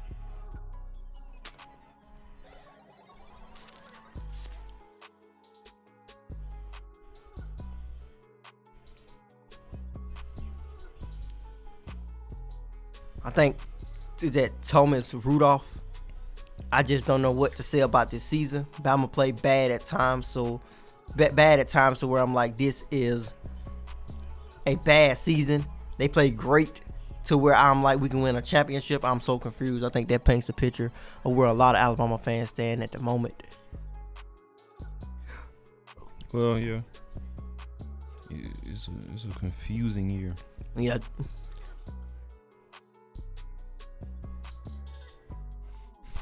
That's what I've been saying. It's confusing. They're doing good and bad. Pass interference is going to be called on Brian Branch when he was in coverage for Treylon Burks. Pass interference? He ain't doing what? that. That's not pass interference. He didn't interact with him didn't before the ball got there. I don't know what the ref was looking at then.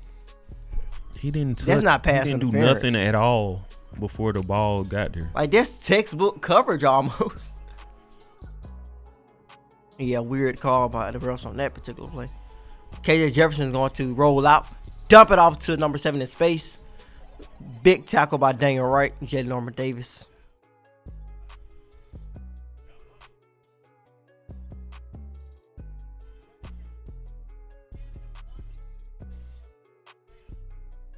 .130 left in the game. 2nd and 3 for the Razorbacks. They're going to hand the ball off. Better get out of bounds, man. Arkansas better get out of bounds. He's still in bounds. He picks up the first down, but he is still in bounds. 1:19 left. Alabama's defense needs to step up. If Arkansas gets a touchdown, they back in the game. Get a great opportunity to win the game. Onside kick, get the ball back. Anything can happen. Alabama's defense definitely needs to make a stop. You think they could score twice? Onside kick. Oh, yeah, you're right.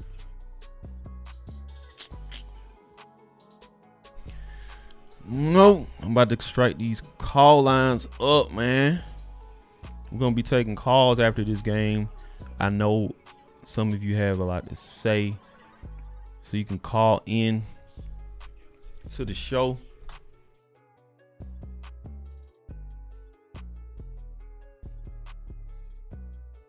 It's the same as Steven's number, so you'll hear the In My Own Words intro. We still in Steven's number for this, but you can call in. We'll be taking calls when the game ends.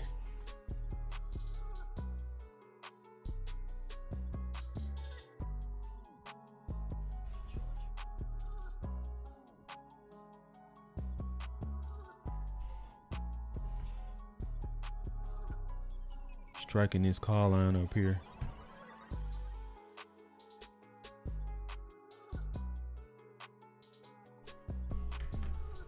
So yeah, you can call in.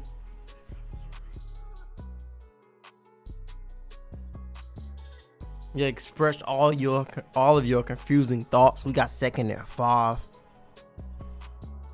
Did they score? Did Arkansas score? They scored.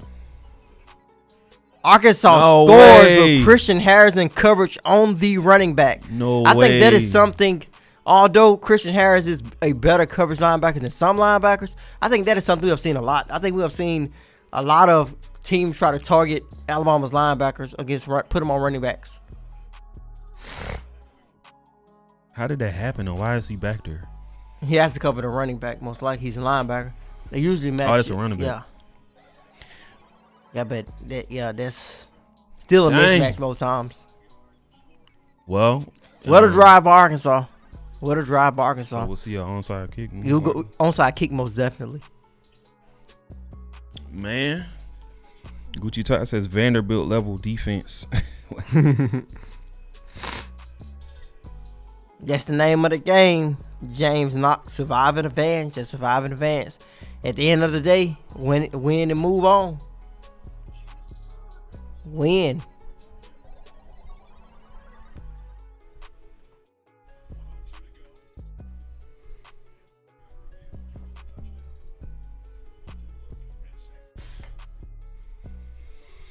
Arkansas has scored. What y'all thinking, man? How y'all feeling?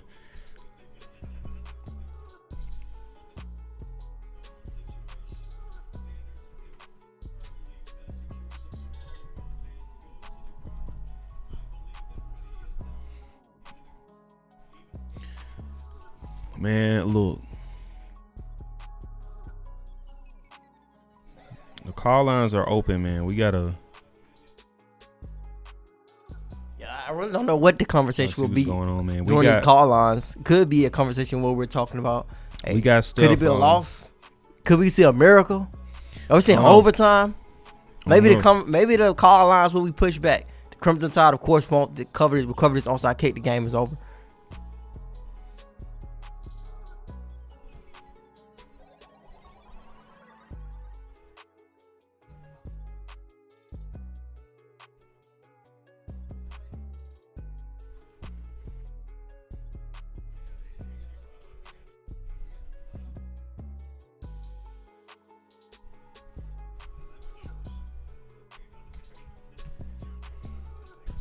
Greg Clark, what's going on? Says I can't handle another year of golden defense.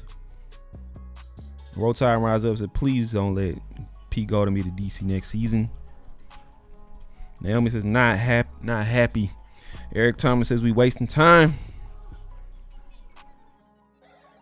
Angel Johnson, welcome to the chat.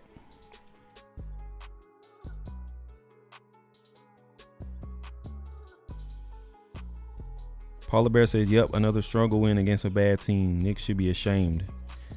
This is not a good win. This is embarrassing. Arkansas is not a bad team. Yeah, Alabama's just been inconsistent. Yeah. Arkansas is not a bad team. But win and move on, survive in advance, like James Knox said. You have to look at, I'm pretty sure that's the mindset that Alabama is in. I'm pretty sure, like Nick Saban said, when Alabama was defeated against Florida, the team sort of feels bad.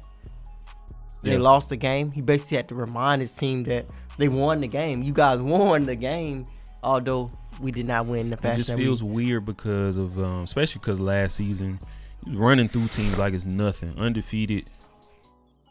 Year before that, it's just having real football games at Alabama now feels weird to the fans because just not used to the season, it. Just week in and week out, and this is normal for everyone else except Bama.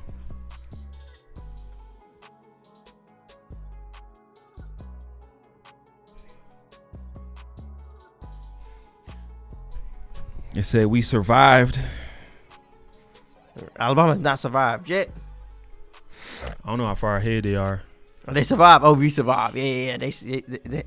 Naomi said we survived. Look as if Alabama has recovered the onside kick. Yeah.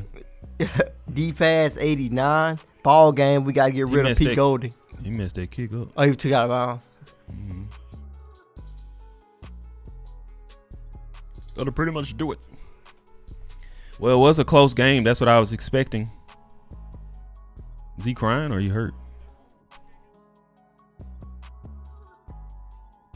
I think he got hurt. Willie 351 said, y'all stop making excuses. Y'all said Arkansas played UGA tough, but Tennessee was going to give them a game. Said Arkansas is a good team, but they shut them out, and we barely holding on. UGA better, bro. We're going to see. Darren Helms, welcome to the chat. Now, you was already in here. But still, welcome anyway. Jonathan Harris, welcome to the chat. Jonathan Harris says this team is very inexperienced compared to a team that was led by senior leadership out of this world last year.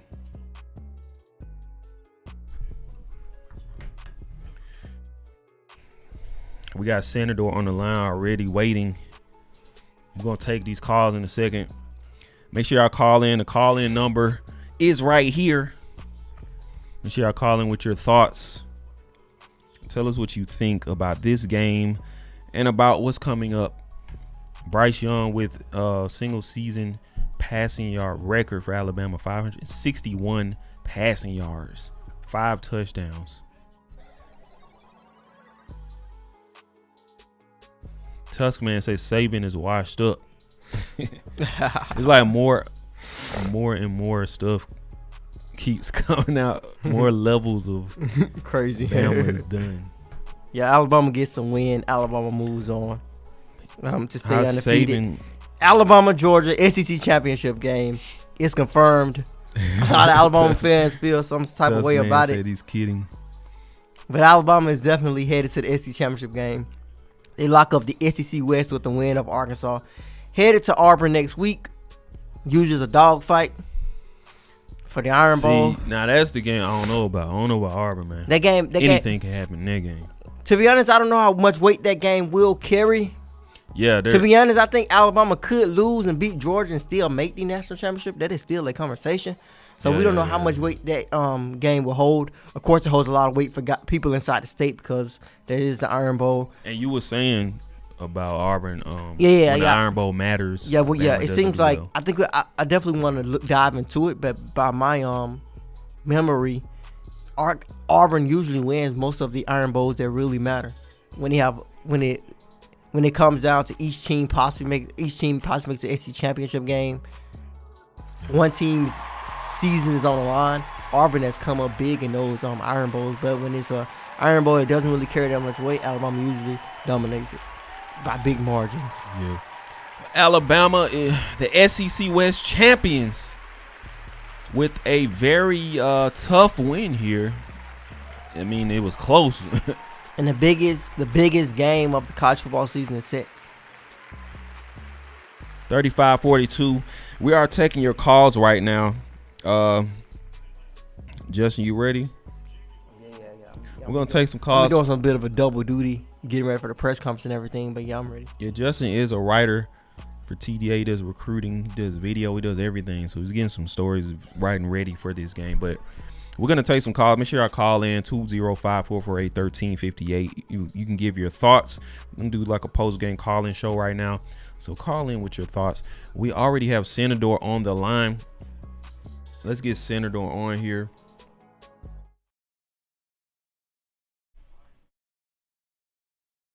Senator, you're on the line. I'm on. He's on. Hey, Senator, you're live with us.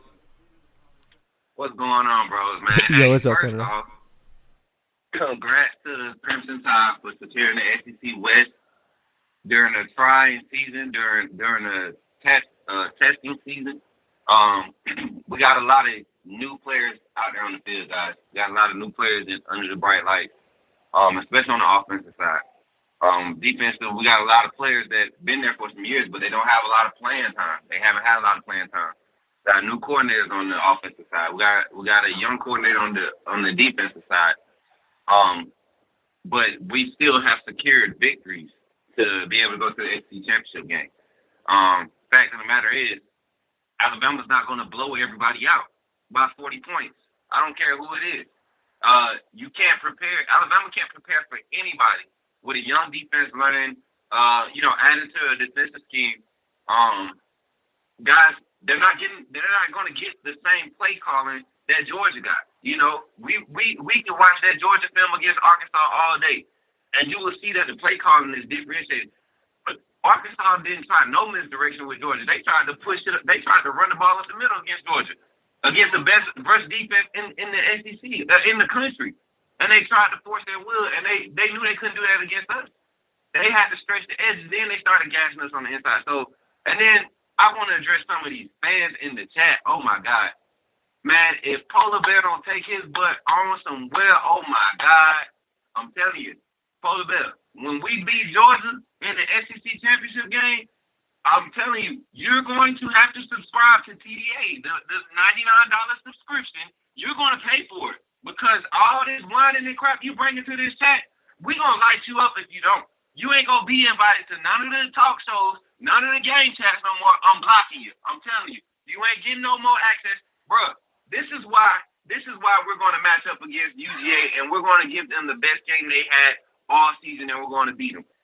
UGA doesn't respect us right now because they're thinking like everybody else. Alabama's struggling with this team. Alabama's struggling with that team.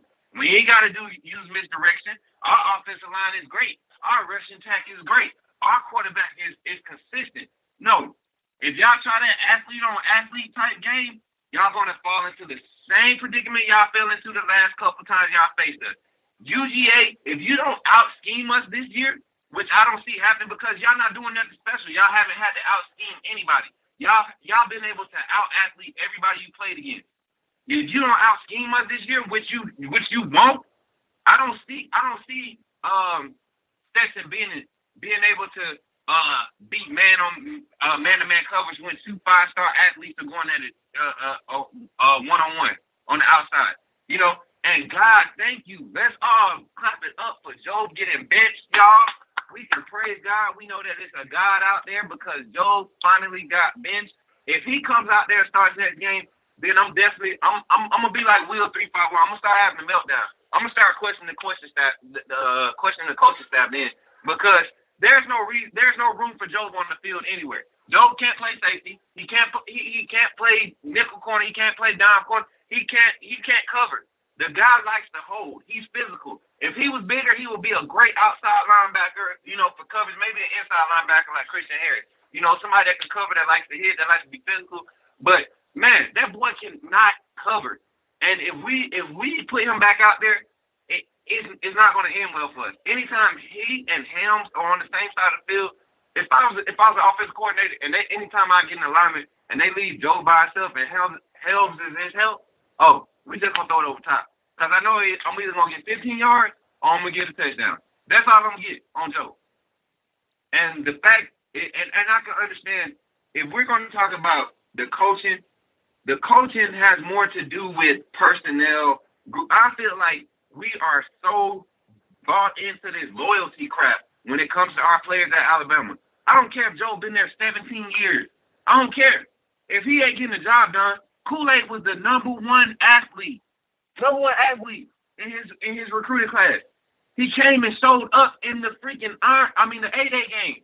Every time this boy got on the field, if he makes a mistake, he immediately makes up for it. Kool-Aid, that play when Will 351. If you look at that play when he got that pass caught on him, Kool-Aid he got beat initially, but his recovery speed was so great that when the receiver caught the ball, his hands were on the ball at the same time as the receiver. If he had his feet on the ground to be able to pull his like they teach you in DB school, to swipe through the pass when you got your hand on the ball, that's an incomplete pass, but he was in the air. So his momentum carried him, and his hand was still on the ball. You know, so what's up, Justin? You say something? I'm going in. I'm sorry.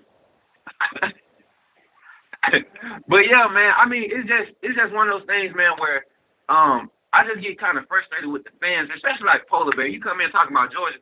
Georgia hasn't had to be tested. When they got tested against Tennessee, man, it opened up my eyes so much to what Alabama is going to be able to do offensively against that defense, because Tennessee doesn't have the caliber athlete. And if y'all look at our O-line play tonight, I think Bill O'Brien waited too long to make the adjustment to start, running to the left side. But other than that, the O-line played a great game, man. $5 for the best kind of wings. Like in the third quarter when we needed him to, he took off, and took the yard. But he got to get used to that when we play Georgia, because Georgia is going to be able to cover for 3 seconds. Georgia's going to be able, their DBs can cover downfield for 3 plus seconds. We're not going to get that separation like we usually do. So we really just got to trust the process, y'all. The O-line is getting better. I like the changes. I'm glad. I'm not going to say I'm glad Chris Owens is not out there, but I like the fact that George is out there. He's getting those reps against good defensive front. He's going to have another test against Auburn. And honestly, man, if we come out of Auburn with a 14-plus point win, that's going to speak volumes and measures. Because honestly, if you look at the statistics, Arkansas has like the 3rd or 4th ranked defense in the SEC. Their defense is not no pushovers. Them guys get to the ball. And I knew it wasn't going to be a blowout. But we handled business. At no point did we struggle to hold the lead. Yeah, we didn't have, scored 10 out of 10 drives and all this. But anytime you got a running back with 100-plus yards and your quarterback got 500 passing yards, no interceptions, the only turnover is off of a freaking tight end, get it stripped. And then we got a touchdown call back off of a bullcrap hold. They get the refs was asleep all night. Let's acknowledge that. We need to freaking fire the refs before we fire Pete Golden or Bill O'Brien. Let's fire the refs of the SEC because they've been slacking all year. I mean, even against that Georgia-Kentucky game, man, they were slacking that game. I mean, it's just I just get fed up with the fans talking about fire this guy, fire that guy. Field goal safe. You got 3 guys sitting back, in basically where your 3 linebackers would sit in the 4-3. Their only assignment is to watch the edges for the eligible receiver to release. Neither one of those 2 got the Helms or Toa did their assignment. Toa's crashing the line like they're going to do a quarterback sneak with a freaking holder, a third-string quarterback. Who does that? They didn't even get on the center. So why are you crashing the line? Hold your spot. You got 6 other players in front of you on that line getting a push, holding that line up. All you got to do is sit. If you sit and play the ball, that's an incomplete pass or an interception, a big turnover. Stop acting like you're crashing the line, Toa. You're not crashing the line. You close your eyes, drop your head, and hope you get through there and mess somebody up. And that's not Alabama football. And when we talk about coaching, that's where I question our coaching staff. Why is Toa still in there? You got players, Jalen Moody, they literally go out there and give their body to the team. These guys go in there and blow up freaking holes. Shane Lee blow up gaps like crazy. Kennedy, before they moved to the other side, them few plays he got in, man, that boy, I'm talking about reckless. You got reckless headhunters out there that is willing to blow these holes up, and you wasting time with Toa because he looked cute out there. He looked good. Nah, bump that. He ain't making the tackles. He made a few good plays tonight. Give him his kudos. He made a few good plays, but he's not physical enough to man that up. And you guys got to understand, we play a gap type style defense up front. That means our D linemen aren't necessarily trying to get to the quarterback. They're really trying to contain 2 gaps. Hold your man up, contain 2 gaps. Your linebackers, the way we play our linebackers, when we sending them, Will, you talking about blitzing? When we send our linebackers, one is supposed to blow up the hole, and the other one's supposed to have the instincts to clean up behind it. Meaning actually play the ball instead of trying to blow up the hole. Toa doesn't have those instincts.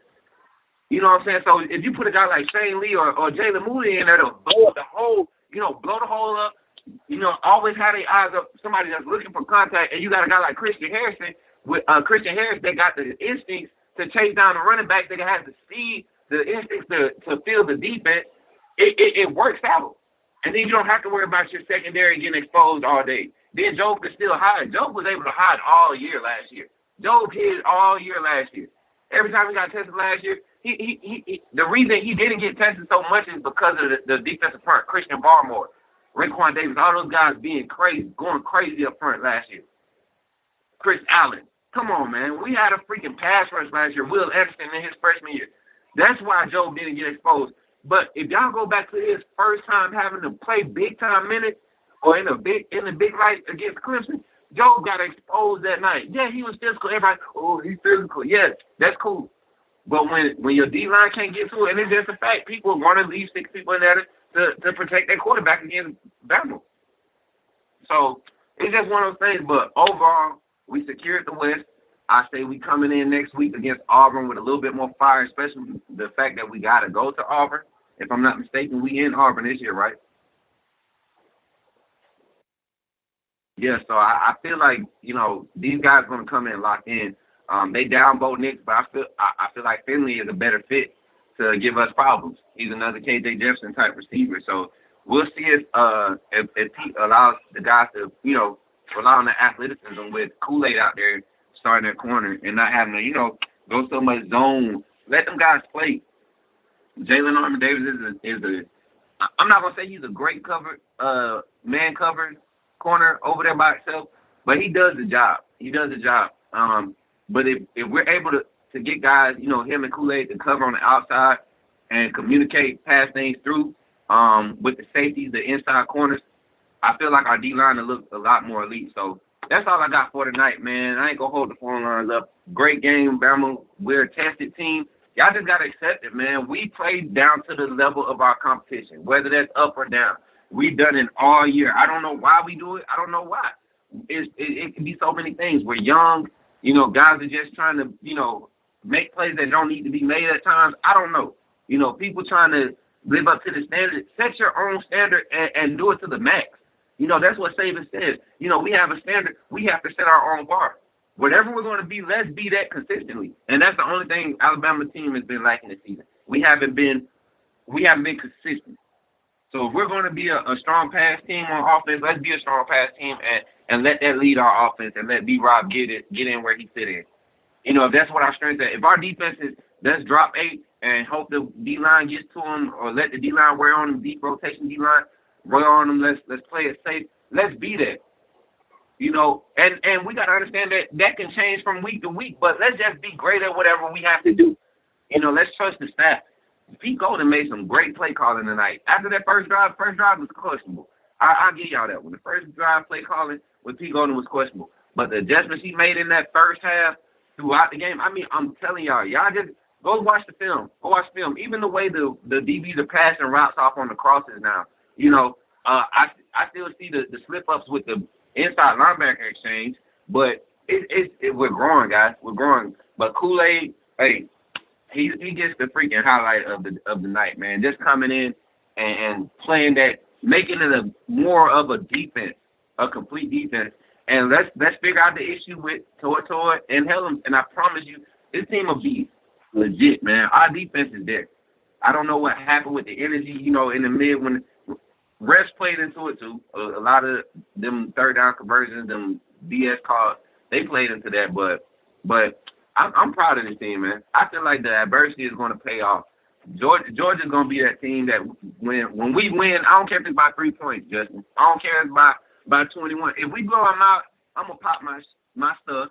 But even if it's a close game, I'm telling y'all, man, Bama is tested. Georgia's not tested. I don't think Georgia's coaching staff is mature enough to scheme. Yeah, I don't think Georgia's coaching staff is mature enough to scheme, man. Y'all take it easy, though. Roll Tide, I'm out, man. Yeah, Senator had a lot to get to. A lot I agree with. I think he discussed everything this season, but thankful to have Senator as well. A lot to talk about. Podcast. Well, we have another call on the line. You're live with me and John on the TDA Watch Party postgame show. What are your thoughts about Alabama defeating Arkansas, remaining undefeated at home, and wrapping up the SEC West? They are headed to the SEC Championship now. Well, I got to admit, I didn't think the game was going to be as close as it was. It's a win, and I don't think we can be too disappointed with the win. What I got to do personally, I got to stop looking at last year's team and sort of comparing them to this year's team. And I know this is a totally new team, but I still had a tendency to be like, we were so good and so dominant last year, and I'm sort of expecting this team to be in that same mold, but I got to come to grips with the fact that they're not. The last caller, he made some decent points, but where he totally lost me at was he said Pete Golden made some good defensive calls after that first drive. No, he didn't. He still is playing too soft. Ever since 2018, we have not had a typical Bama defense. And that just so happened to coincide with the year that Pete Golden came to Alabama. We got talent. It's not the talent. It's not the players. We're full of 4- and 5-star players. I think the scheme is too confusing. I don't think it lets the players just have their natural abilities come out. And other than Will Anderson, man, it's like we don't just turn people loose and just let them go play. We let Will go, but it just seems to me like we don't just turn people loose and just let them go. But with 10-1, we just won the toughest division in college football by far. We're the SEC West champions, and we're getting ready to go play. And we're ranked number 2 in the country, and people are calling us trash. There's not another program in the country who could have those accolades, and anybody would call them trash. We're not trash. We're good. We're just not last year good. But we'll be okay. Georgia, I agree with, like I said, some of the stuff he said. I agree with what he said. Georgia hasn't really played. I don't think they played anybody really good so far. They played some teams that was decent. I take that back. Arkansas is good, but I don't think they had an offensive team like Alabama where they have an elite quarterback, they have elite receivers, they have an elite running back. Talent wise, we can stand toe to toe with Georgia and look them straight in the face and say, you're not better than us. But honestly, I sort of think that their defense right now, the way they're coaching their defense, is better than us.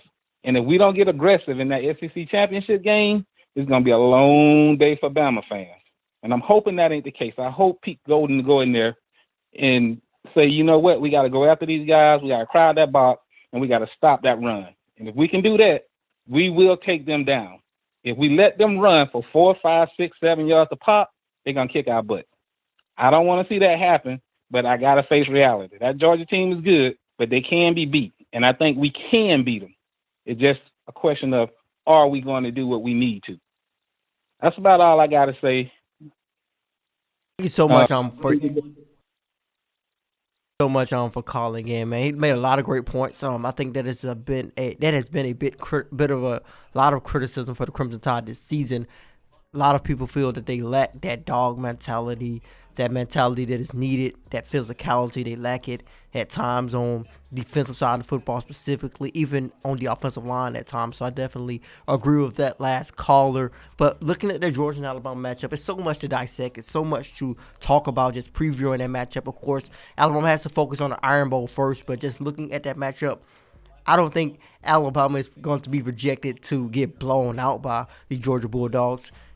Georgia looks really good, but they don't look unbeatable.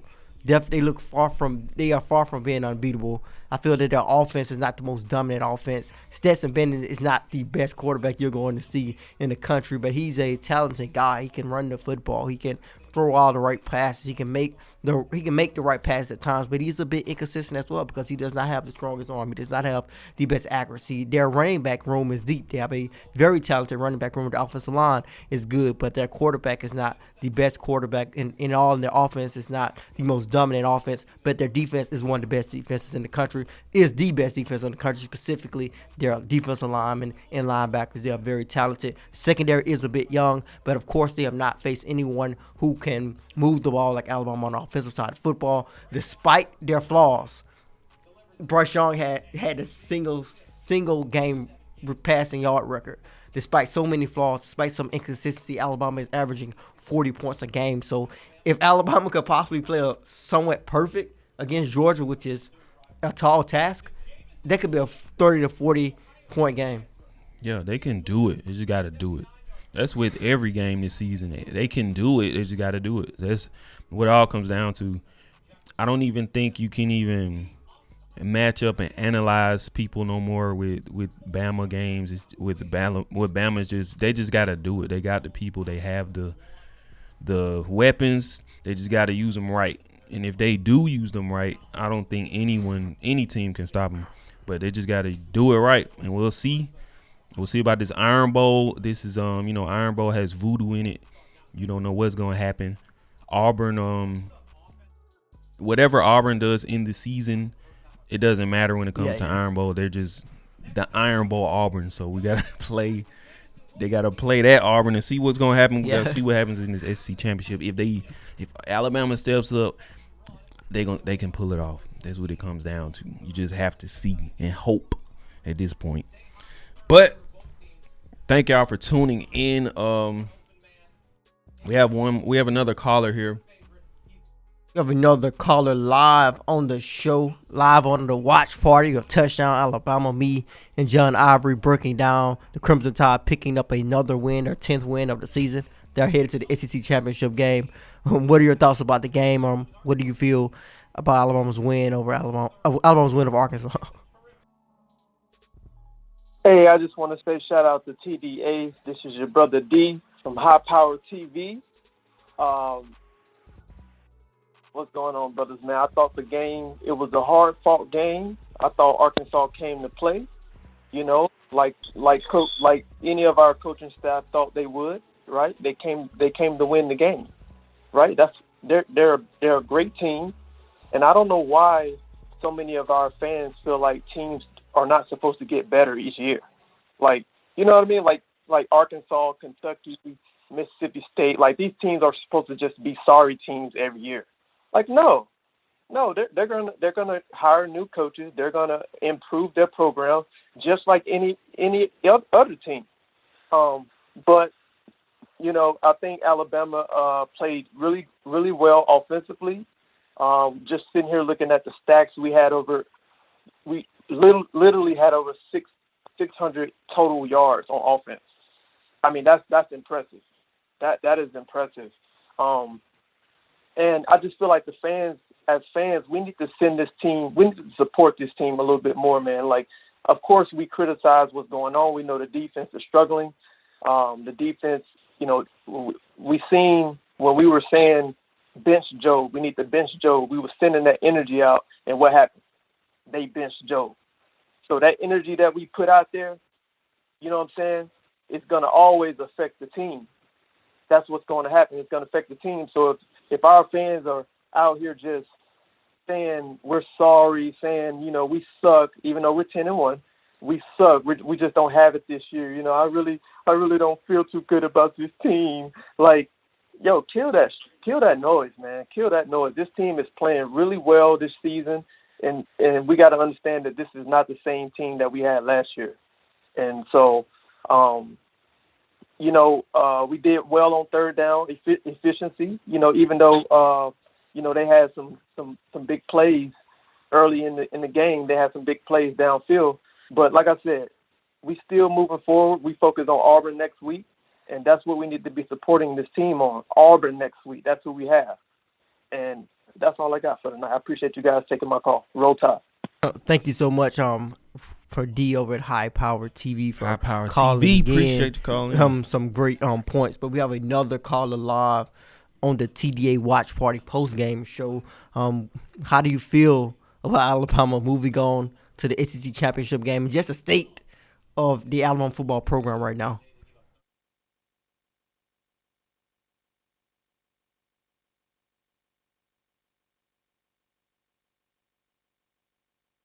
Hi. We lost that caller. I think we lost that caller.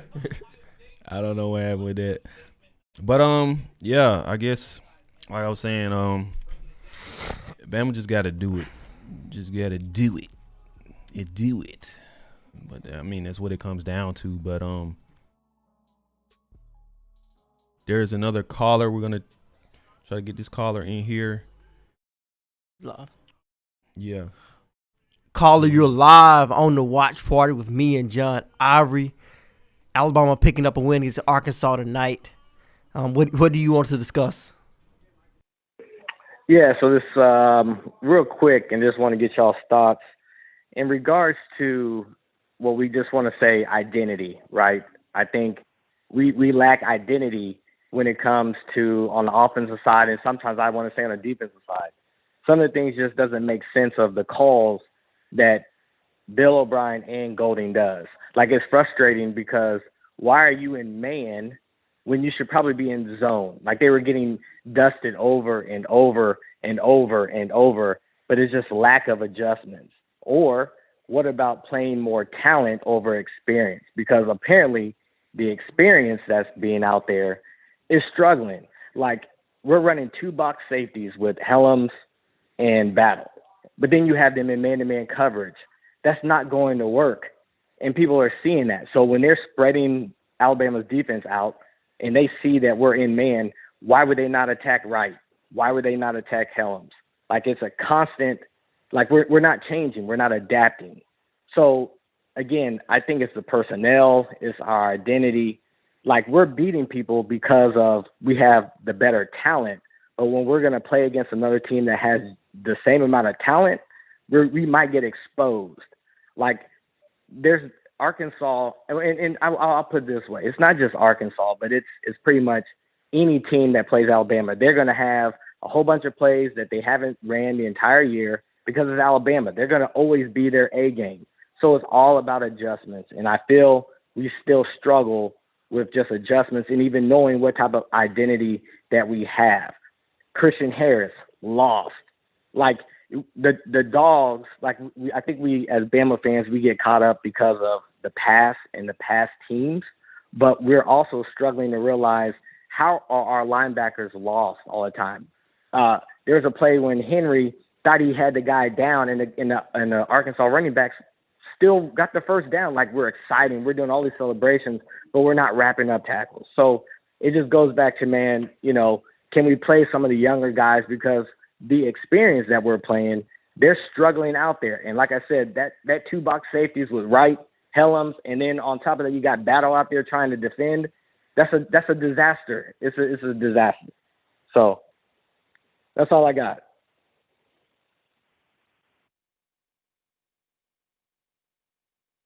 I struggled with determining Alabama's offensive identity. I felt that they sort of figured it out a little bit later in the season. It looked as if they were going to be balanced on offense, but we have seen at times where Alabama has completely abandoned the run game. So we have definitely seen them be inconsistent in their identity. And as far as the defense, they have just been inconsistent a lot.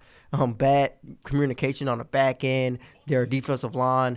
Usually it's physical because Will Anderson is leading the way, but sometimes it seems like Will Anderson is doing everything. We have seen Fedarian Mathis really stepped up the last couple of weeks, so he is starting to emerge. But the linebacker play has been suspect at times, a lot of times during this season as well. So I can definitely see why you will have some identity issues on both sides of football for Alabama. Yeah. But we have another caller. We have another caller live on the show, the TDA Watch Party post-game show. We are taking all of you guys' reaction to Alabama picking up a win over Arkansas. What are your thoughts about the Crimson Tide moving on to the SEC Championship and just the state of the team right now? Roll Tide. That's all I got to say. William up here in Iowa. I'm doing great, man. That's yeah, it was a win. It's I didn't like it, but I still, you know, hey, it's a win. That's putting us on up further for the Natty, and I believe that's going to happen. One thing that I did see tonight, and y'all can correct me if I'm wrong, but I've seen a whole lot of our defense being either with or in front of the receiver instead of being behind them, so they can, you know, tackle them from behind. And I've seen a lot of that tonight, and I was just seeing what y'all think about that, and maybe they can clean that up some, you know. They have definitely struggled with miscommunication in the secondary a lot of times, and a lot of times in this game we saw KJ Jefferson did not have to make fantastic passes to get the ball to his wide receivers because they were wide open. So he is definitely right. There has been a lot of miscommunication in Alabama's secondary, leaving guys open with a lot of space to work. Yeah, appreciate William Bryan for that call. I think the whole issue is, you know, it's identity. It's inconsistency, identity. We just got to see. Now, if Alabama happens to win it all, national championship, SEC championship, you know, would you think they deserve it? Would you think it was like they just happened to get by? I don't know. We'll see. But we're probably going to go ahead and end the stream. Thank you for tuning in. We have the Nick Saban press conference about to come to you very shortly. He just got done, so it will be going live on our channel very shortly. So stay tuned for that. You can check out what he said and his thoughts about the game. As always, thank you for tuning in to the TDA Watch Party. We're here every Saturday We'll be here for the Iron Bowl, so come back and check us out for the Iron Bowl. Do you have any closing remarks? There's a lot to talk about moving forward. There usually is a lot to talk about when you consider Alabama. Yeah. I know a lot of people are going to say do not look over Auburn. Turn your attention to Georgia. Georgia, I think, if I'm not mistaken, they got Georgia Tech next week. This should be an easy win for them, so they're going to be able to cruise into the SEC Championship game. Alabama's going to go up against Auburn, of course. It's going to be a lot of talk about the Iron Bowl, so it's a lot to discuss. A lot of season left. Yeah, there's a lot to discuss. But, of course, you can tune in to Steven's show, In My Own Words, on Monday. You can call in there and give more thoughts. There will be more discussion on the game. So we will continue this discussion. Thank you for tuning in, as always. Appreciate y'all. Appreciate the support, all the donations, all the chats, the calls. I know it was a scary game, frustrating, but thank you for tuning in. We're going to leave you with this quick Manscaped ad. The show is sponsored by Manscaped. Check out the link in the description for 20% off plus free shipping. Manscaped is fire. I don't know if y'all used Manscaped before, but if you haven't, I suggest you get it. If you're a man, you need Manscaped. It's fire. Trust me. But I'm gonna leave you with this ad. Appreciate y'all. Y'all have a great night. Stay tuned for the Nick Saban press conference coming up on Touchdown Alabama. And thank you for tuning in. We out.